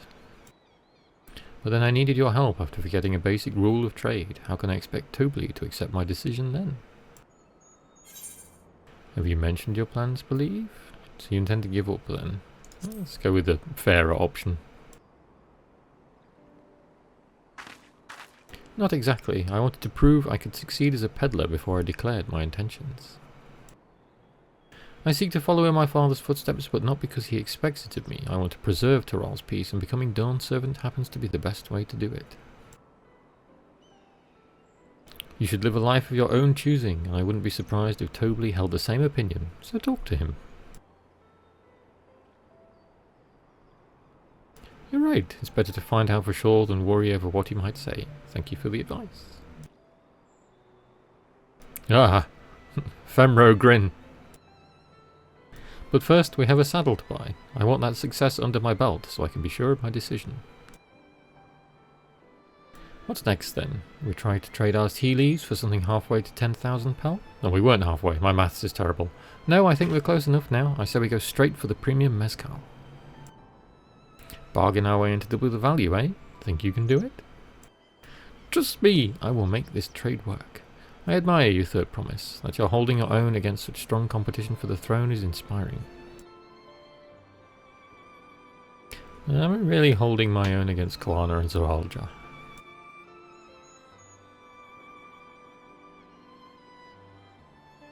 I mean, of course I am. I'm Wuklamat of the Dawn's Promise, after all.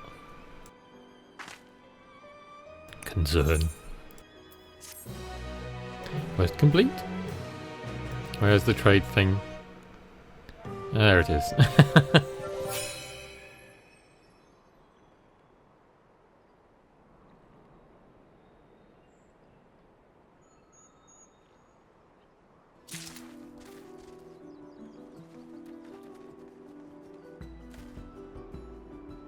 Okay, my blue.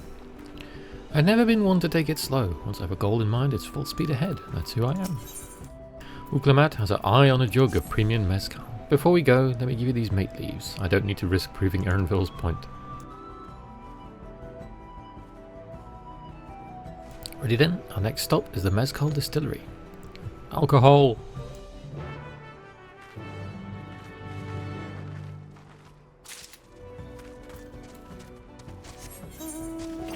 We've done some travelling now on the Alpacas, so I might go and get some Orbeez northwest. So I might pause recording for a second whilst I go and do a few of these. Here's one of them, just above where we were.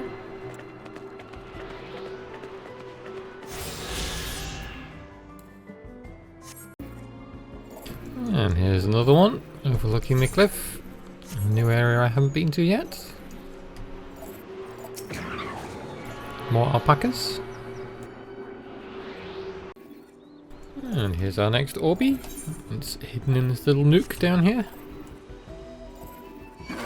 Oh, something's not happy with me.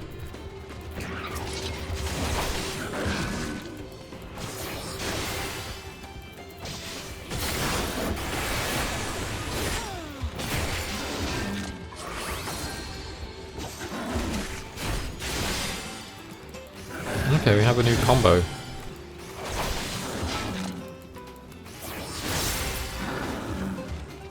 Sweet. Orby collected.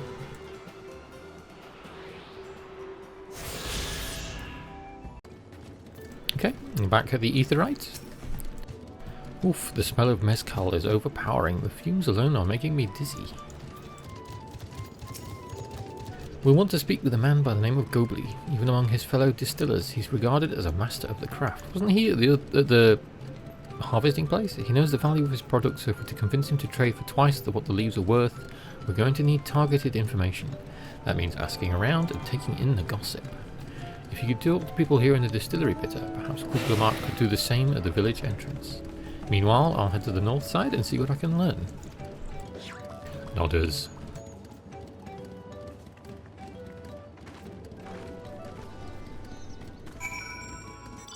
Maybe, but here's another alpaca cart. Raplu. There's not much I can say about Gobly, but I can tell you what Gobly's been saying. The other day he was muttering about monsters prowling around our golf jewels. That's the field where they gather ingredients for the mezcal, so we're going hunting, basically. Their presence has made it harder to procure said ingredients, and thus driven up the price of his product. A boon, some might argue, but it's hard to celebrate when it affects the work as it does. Can't rightly bring joy to people if you can't keep making the thing they love. Bibelja. Me? I'm a chef from Tuliolal. I often come here to buy Gobly's mezcal, the finest in Tural according to my customers. He always brings out a jug during our dealings, but I can't handle the stuff too well myself. I take small sips, not wanting to be impolite, you understand, but still end up so addled as to agree to whatever price he quotes me. It would be nice to have such less potent refreshments during such conversations, else I might have to seriously reconsider our arrangement. And Souvli, I assume the tea is silent. Gobly might be a deft hand at distilling, but he's got no sense when it comes to making appearances. Rumour has it he's been invited to the palace for business negotiations. If he presents himself to the court wearing his usual rumpled attire though, he'll be laughed out of Sunperch. We're going to go back down to the Aetheryte. Nope, somewhere over here.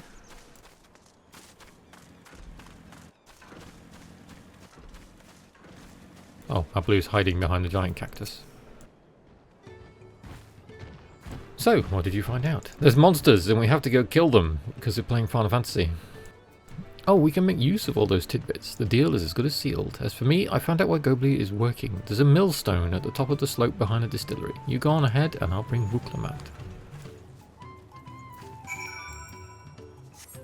Oh, all the way up there, I assume?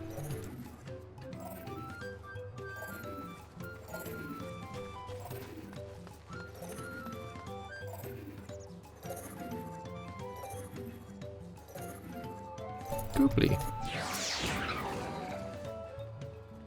You have business with me, madam? Why don't we talk down below so as not to distract the alpaca from his work? Oh, that's cool. I just noticed that. It's doing the milling. Well, it's what they used to get horses and donkeys to do.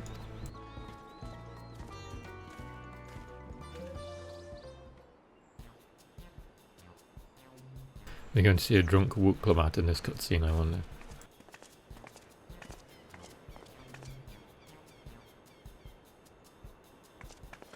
Here they come. Now, what's this about? Keep it brief if you would. I'm a busy man.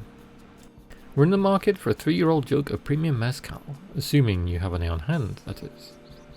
An excellent choice. I must warn you, though, it doesn't come cheap. We don't have Pel, but we can offer a sack of mate leaves in exchange. It's top-grade stuff, like the mezcal.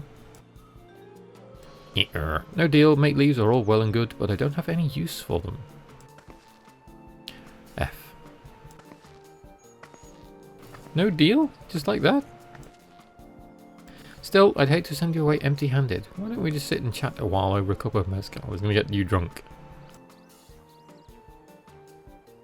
Now the real bargaining begins. Which of our cards do you want to play first? Gobli's invitation to the palace. The monsters in the Agor fields. I think it's probably the best bet. Go and kill things. Let's hold on to that one. We need to consider our timing. A distaste for strong drink.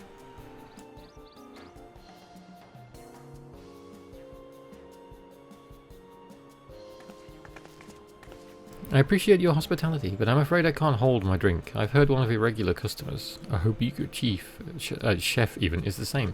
Seeing as not how everyone can enjoy mezcal, I wonder if you might benefit for having other refreshments to offer.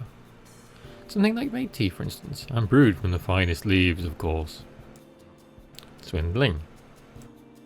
You're absolutely right. I'd noticed a growing reluctance on the part of my Hobiku friend, but I did not realise myself that I was to blame. I must endeavour to be a better host. Still, even with that added value in mind, no sack of leaves is worth the mezcal you're after.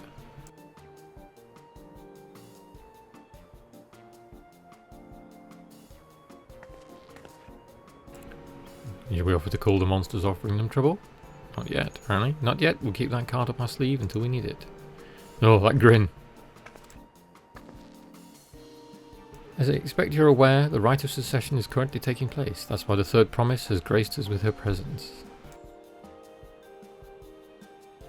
When the contest is decided, the subsequent essential ceremony and the banquet will be a prestigious affair. If your mezcal were to be served there, it would bring your distillery immeasurable fame. Wait, could it be that your rumoured invitation to the palace is to discuss that very possibility?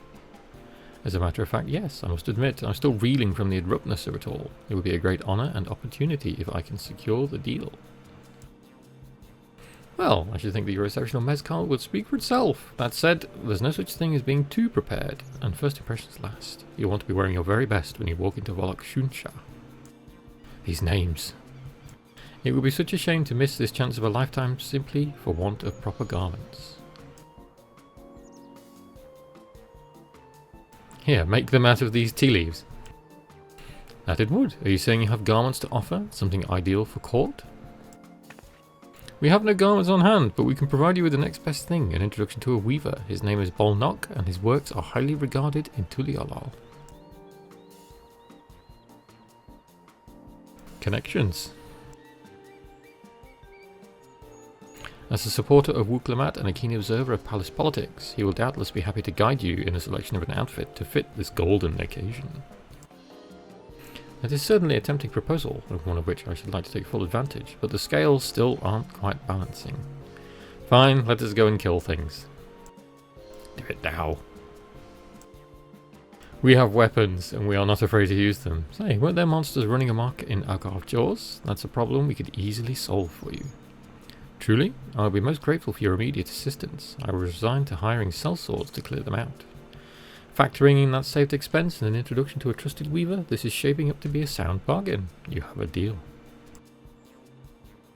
I knew you'd come around. Give us a moment and Bitter and I will take care of those prowling nuisances. In the meantime, I'll use the time to pen an introductory letter to Bolnock. The fields you're looking for are just north of Watchampello. Be safe.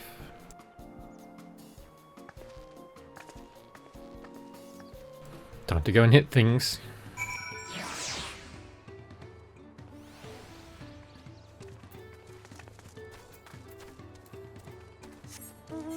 Where are we going? Just over there.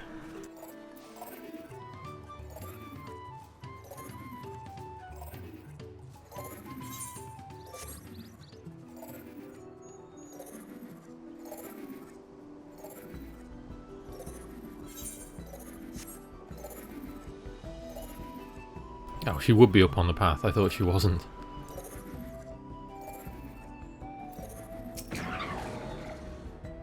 That should be Agarth Jaws, just over there. This will go faster if we split up. Come and find me once you finish clearing out your share of the pests. And to get 3 of them.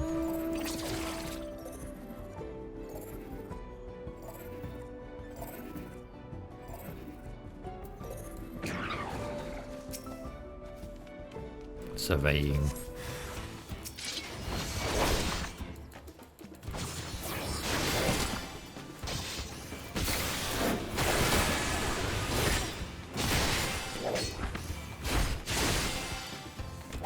Okay, so there really is like a new 3-stage combo for Paladin. That's quite cool.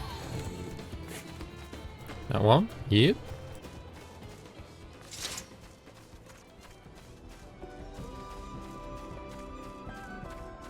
Oh, look at the views! It's so pretty!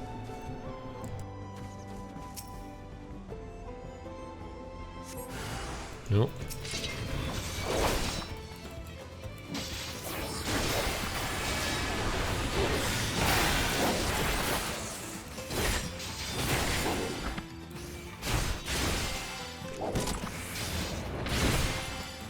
Like a backhanded swing, that's quite cool.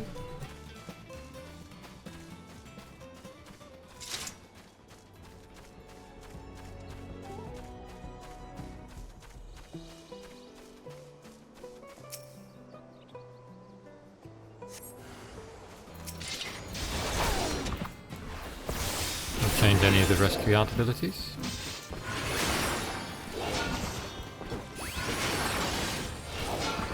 It doesn't look like it, except the fact that they absolutely slap for some reason. We'll come out a little further up the hill. Seem to have upped the damage of paladins quite a lot. Compared to the creatures I hunted with Papa, this was no challenge at all. Let's head back to the distillery. All that's left is to give Marblu the sack of leaves so she can seal the deal. Back on my floating orb.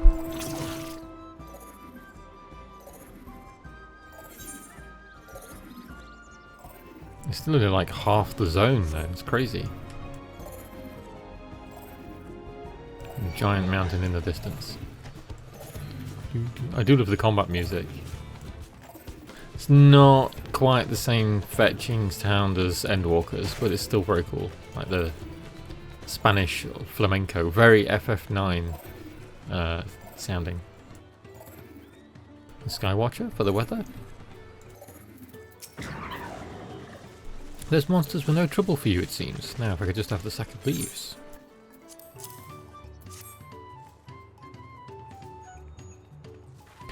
Thank you for looking after our precious trading goods.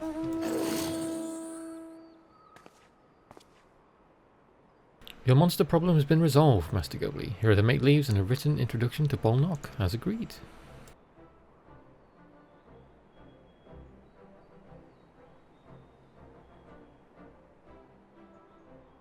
Then the deal is done. Here, your jug of premium mezcal, aged 3 years. Please accept it with my compliments. And now we have what we need. We finally have the mezcal. Great work, especially you, my blue. You were the one who inspired me to come this far, third promise. But let's not celebrate until we have the saddle in hand. Mablu, is it? You drive a hard bargain, young peddler. I look forward to doing business with you in the future. Thank you, but truth be told, I'm just a ranch hand. For now. Should I ever become a proper merchant, though, I'll be back to strike more deals with you. Nodders.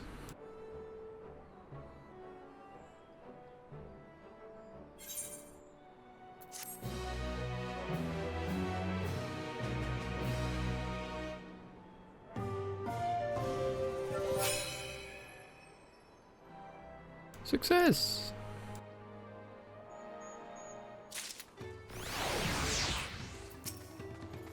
Master Gobley's praise makes me confident I can be a peddler after all. Well, a bit more confident than before, at least.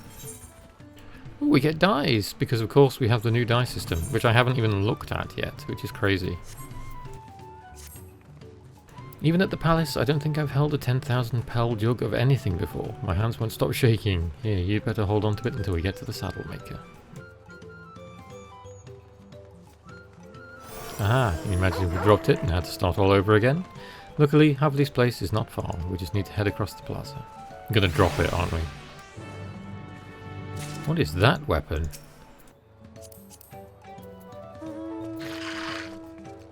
Blood Rapture. Okay, I've not done the Dark Knight questline, so I have no clue.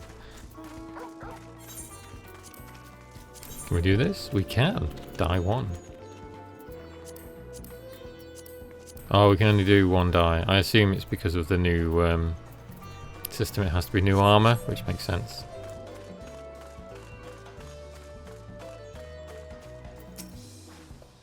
This is it, the trade we've been working towards. Have this jug. Don't drop it. Ooh, still in one piece. Time to make our deal.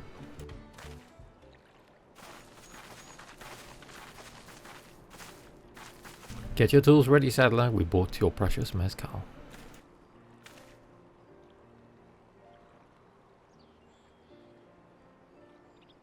Great, you actually got your hands on a jug, but you had nothing. A few measly clumps of wool.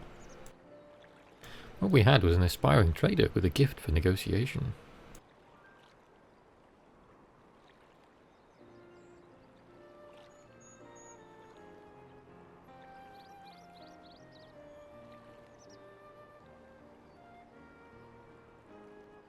Although I'd sooner aid no claimant but Zoraljan, I cannot go against the guiding principles of the Pelu Pelu.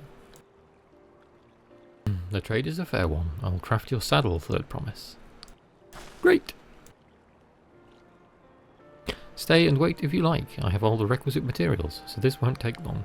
This guy's an Omnicrafter.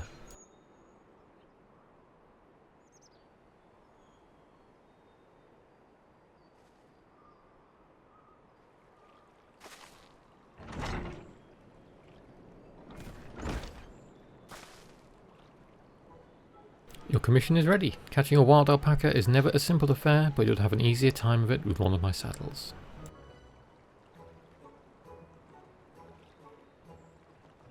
Now, if you don't mind, I have other work that needs finishing. I can taste that smooth mezcal already.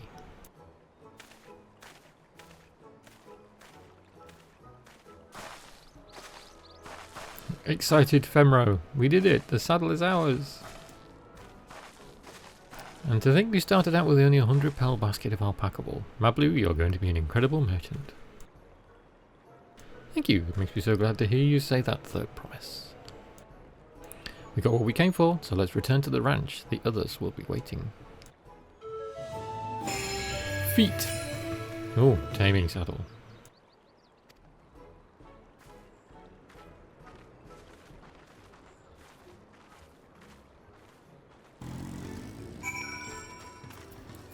We are headed a short distance away. We don't need to use Aetheryte.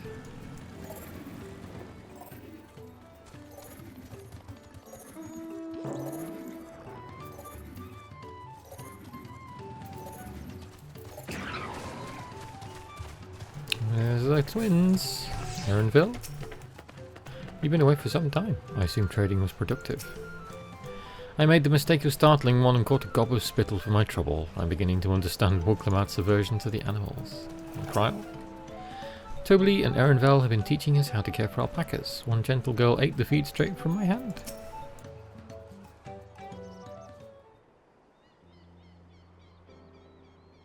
You've acquired the saddle then? Yes, and thanks in no small part to Mablu. Before you rush off to catch an alpaca though, let me teach you how to saddle one. I'll bring out one of our wild-born friends so you can practice.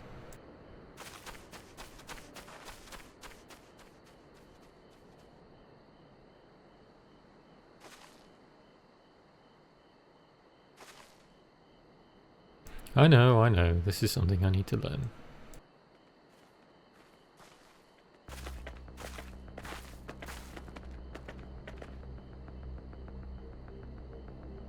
And stare down.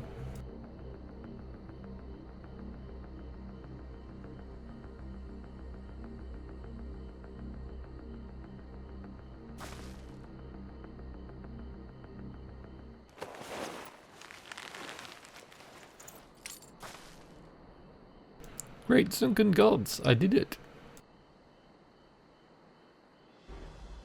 The little basket thing on the side as well.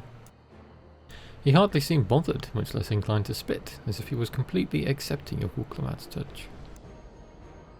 That is because of the singular scent with which the saddle has been coated. Alpacas find it very soothing.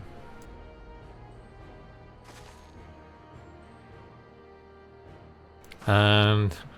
what? You know, I've never taken a good long look at one of you before, but... you're actually kind of cute. Ah, now you're only noticing that. Oh, I saw the other dude come around the corner. Yeah, Kyle saw him too. He's got a golden shiny alpaca, having done exactly what he set out to do. That alpaca he brought, is it me or is it glowing? I've heard tales of such a beast. They say the golden alpaca lives a solitary existence deep in the valley, where it shuns the company of both man and its own kind.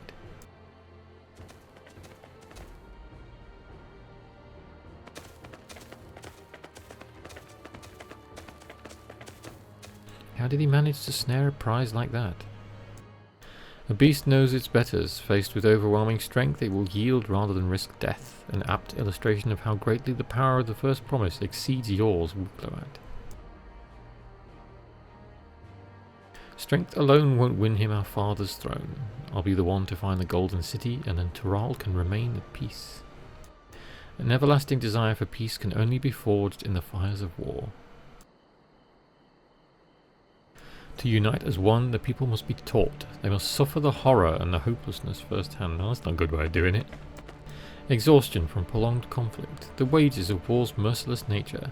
Those are what moved the clans to join the founding of Tuliyollal all those years ago.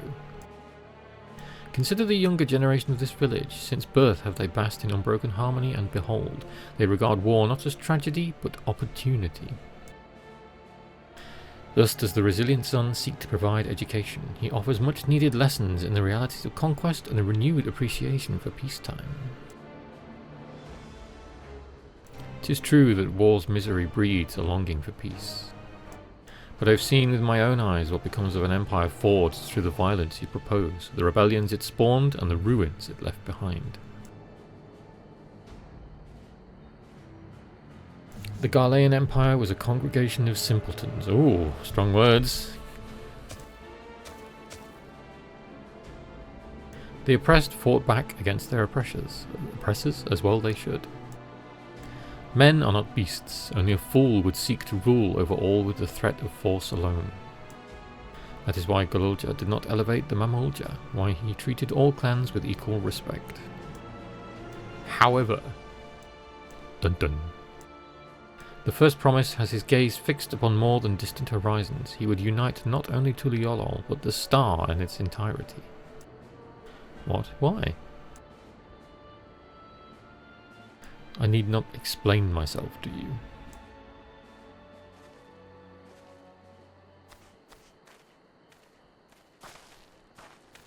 Oh, well done indeed. The first promise has completed the feat of gold with an appropriately golden flourish. May I present you your much-deserved keystone?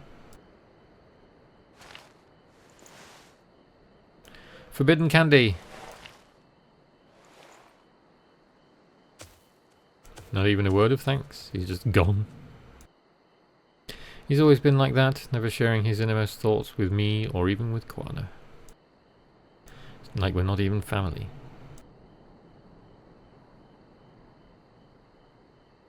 Concern.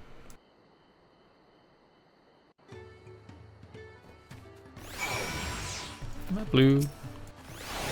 I could never agree with Zoralja. I want Tuliolol to be a land of peace, now and always.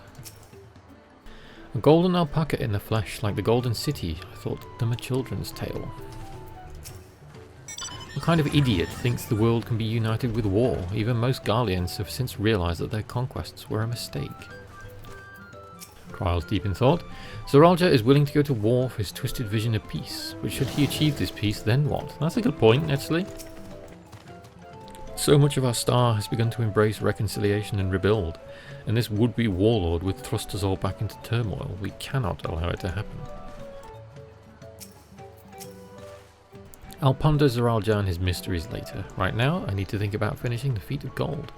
I have my saddle, I practiced how to use it, so lead on to where the wild alpacas roam. The valley of Urinkanka is northwest of here. Come on everyone, even if we can't enter ourselves, we can see Wuklamat off on her hunt.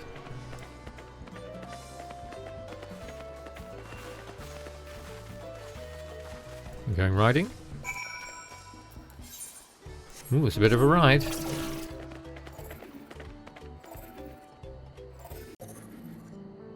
And here we are. And a Moogle gate? It's got a pom on it. Moogles through there? I can do this? I know I can. Cheer on Wuklamat as she marshals her courage to attempt the harrowing task of capturing a wild alpaca. Cheer! As a Yeti roams by.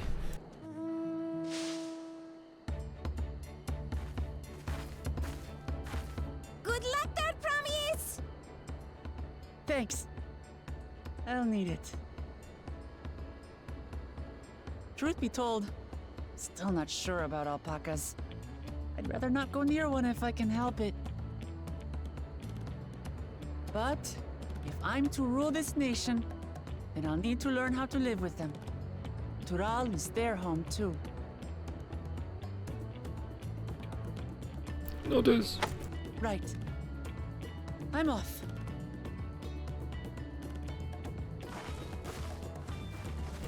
She's well and truly off. There must be Moogles down there. Tell me someone else is going to notice it. Back to the ranch, or I'm staying here. As will I. Wuklamat is alone in this. The least we can do is stand watch and await her return.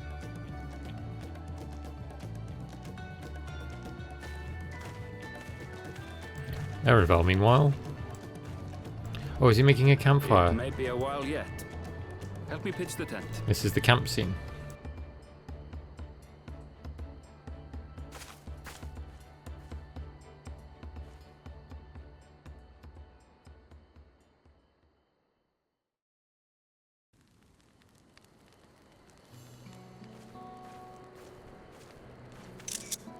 I'm gonna end up taking pictures now.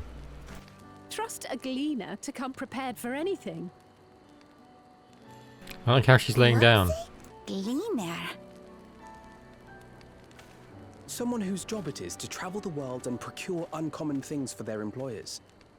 Erenville specializes in finding animals, I believe.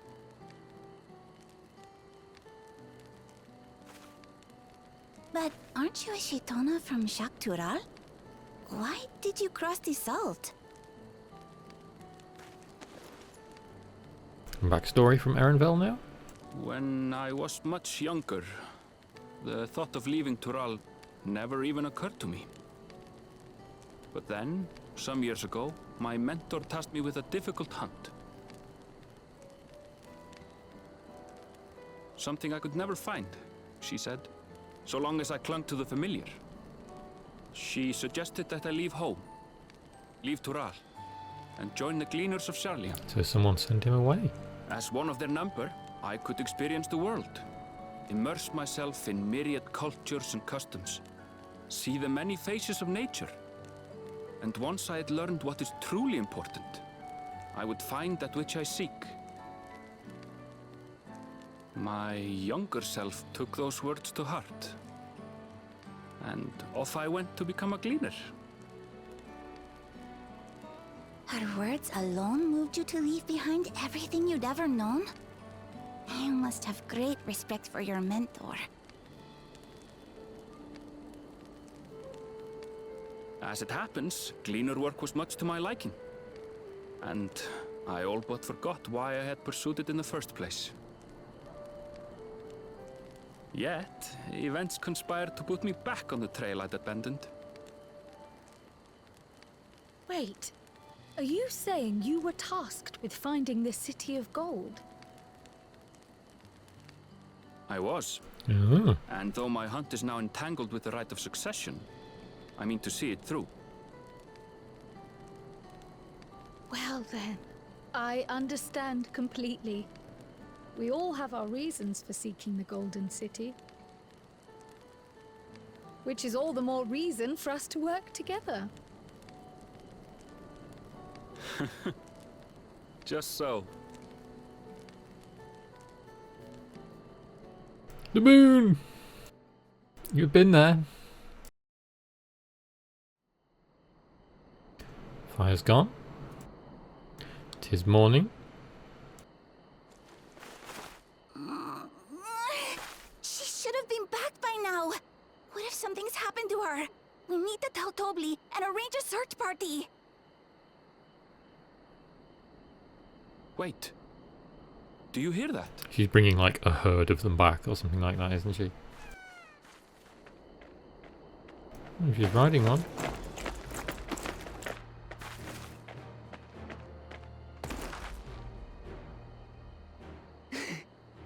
I did it.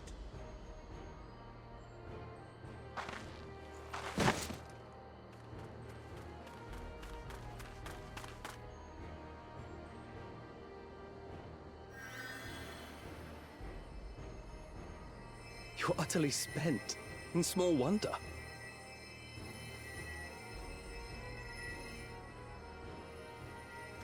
Well done, Third Promise.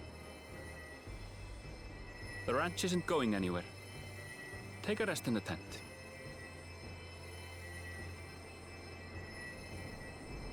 I think I will. Thank you all for believing in me.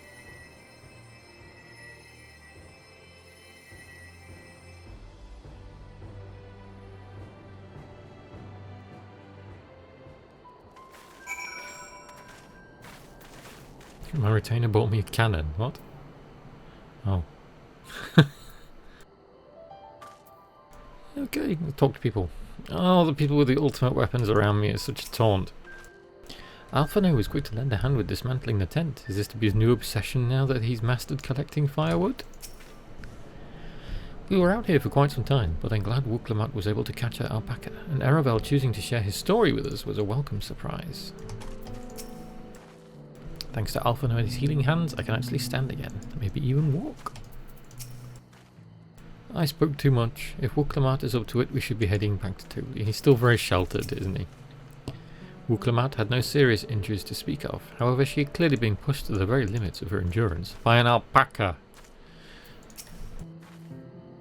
I'm so relieved the Third Promise came back to us safely, and the alpaca she tamed is a healthy looking beast. Surely this will be enough to satisfy the feat of gold. Some dyes, let's get some silver. Dyes I can work on later, or make myself when I've done all my crafting. Mablu is minded to rush ahead to the village. Wooklebat still seems a bit unsteady on her feet, hardly surprising after she spent the night chasing alpacas. You know what will melt away fatigue like magic though? Mate tea. I'll run to the ranch and get a pot brewing. That way you can take your time and the tea will be ready when you arrive. And off she goes. As Mablu so wisely suggested, we should set a slower pace for our exhausted third promise.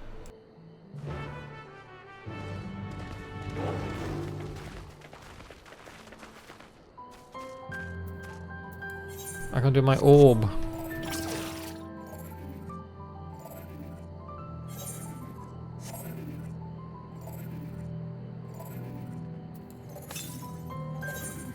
To the east. Okay. Not chasing ether currents just yet, but I fear I've left one round here that I need to grab.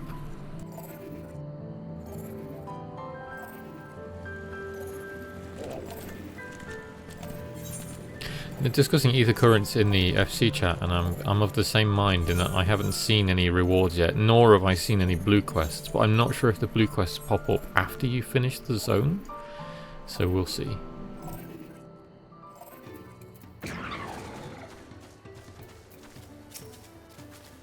Came back ahead of the others, did you? I should hurry along with the tea, then Wooklebat can't be that far behind.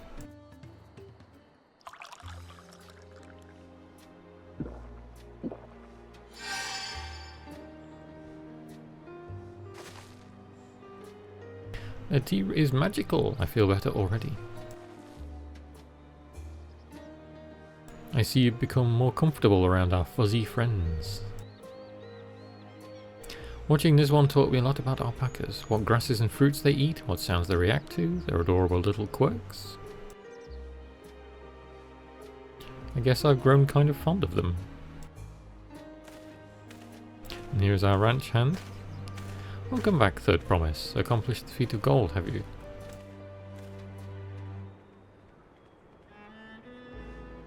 Yes, there is no mistaking a valley alpaca.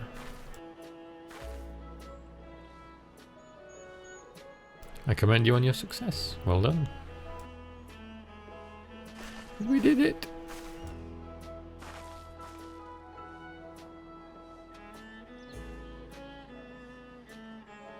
Although I couldn't find a shiny one like Zoralja did.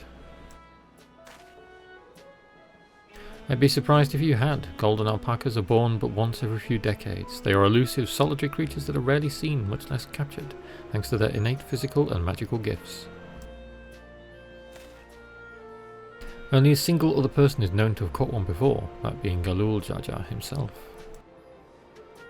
Papa was chasing alpacas too? So my grandfather's stories say. Flashback. It was before the founding of Tuliolol, in a time when the mountain giants, the Yokhoi, held our people in thrall. Compelled by their overlords, our forebears would ride their alpaca mounts to the highlands to deliver gifts of food and other tributes.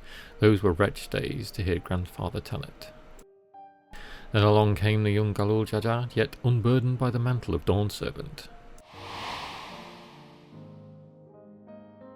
Our people were amazed by this imposing two-headed figure, equal to the Yokhoi in stature, and puzzled by his entourage of mismatched companions. He's got a gobbo! Some trembled in fear, believing a new conqueror had come.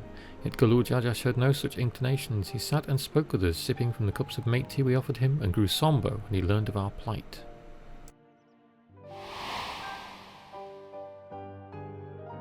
None could have anticipated what their visitor decided to do next. Galul Jaja ascended the cliffs to face the giants and freed the Pelu Pelu from the Yokhoi's subjugation. He then turned an appraising eye upon our riders and proposed we take to the road to peddle our beverages. The suggestion seemed obvious for one who's travelled as well he did, intent on fostering amity between the clans. There's a bunny girl with them as well.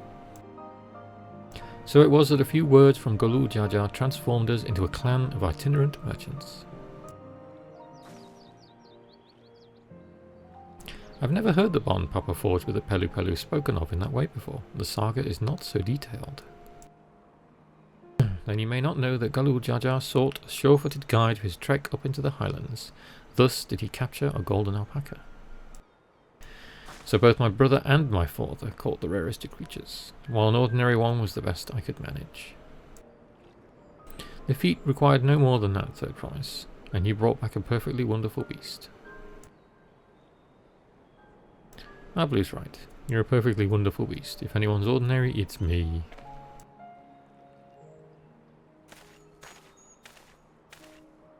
Not only did you accomplish the feat of gold, you also made many trades and brought joy to many people in true Pelu fashion.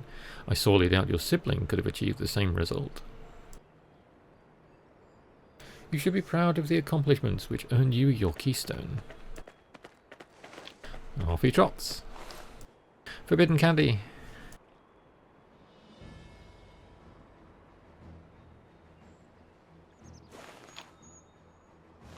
Eat it.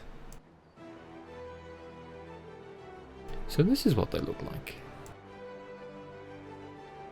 Go on, set it in the tablet.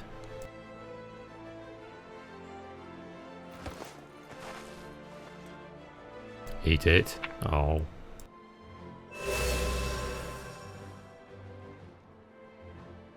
Perfect fit. That leaves 6 more.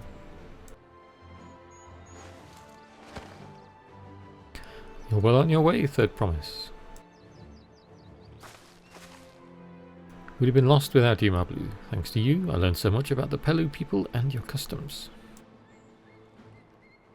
It might seem obvious, but I've come to realize the importance of properly knowing something. It was because I didn't understand alpacas that I was uncomfortable around them.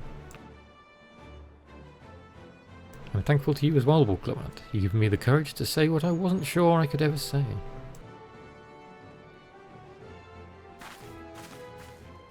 Tell him. Tobly, I want to leave the ranch and become a merchant. I appreciate everything you've done for me, and I've loved every moment caring for the alpacas. But this is something I need to do. I need to walk my own path and make my own trades.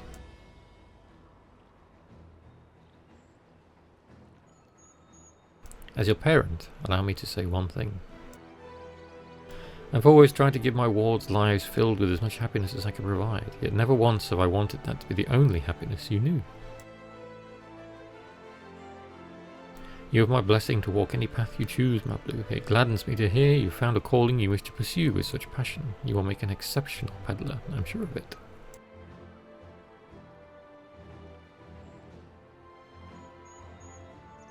Thank you, Tobly. What did I tell you, Mablu?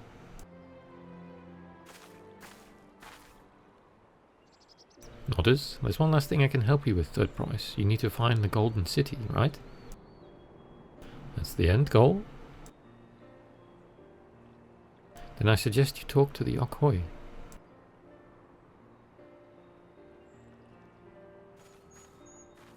They once ruled over far more than just Urkapacha and the Pelu Pelu. 1,000 years ago they were overlords of Yogg-Tirol and all its peoples.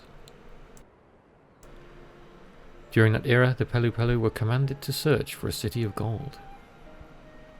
They scoured every corner of the continent, but never found any trace of that fabled place. But if they didn't find anything, what could the Okhoi have to tell us? Where it isn't, I suppose.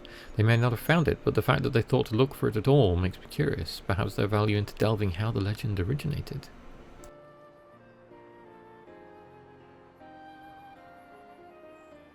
You lose nothing from asking the question. Besides, if we're determined to follow the path of the saga, we'll be visiting the giants eventually. Up the big hill. Yep, to the Quartz Mountain.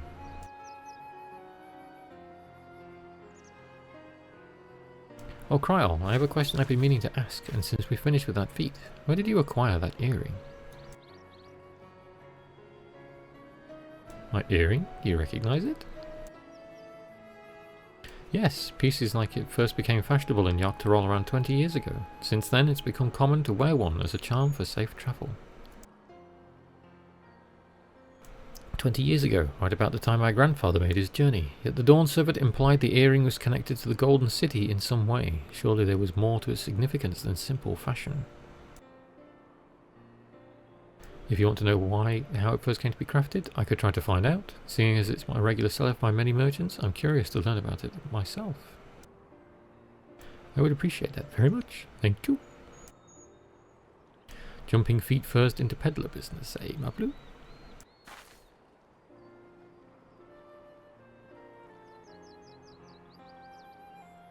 Right then, let's head back to Tuliyollal and get ready to search for the next Elector.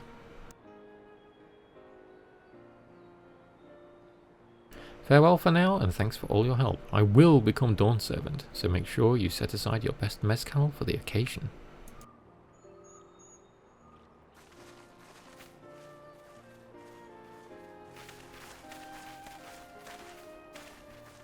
She has a fearsome opponent in that brother of hers. He even brought a golden alpaca to heal. But you'd heard Zoralja's supporters talk. They might see opportunity in his expansionist ambitions, but they find the man himself intimidating, terrifying even. Whereas I've grown to love Wuklemat. Everyone she meets will come to love her too, and that is why she'll win the throne. You might be right, Mablu. You might be right.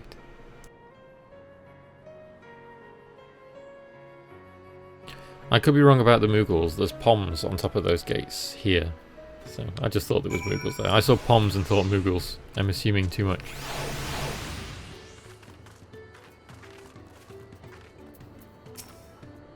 It feels good to have the feet of gold safely under our belt, even if my victory pales beside Zoralja and his shiny golden alpaca. I know I shouldn't let it bother me, and the gods know you've all been so supportive, but I want to be strong or wise like my brothers, to be a promise that people respect. Which is not likely if I stand here carrying on about things. Let's move on.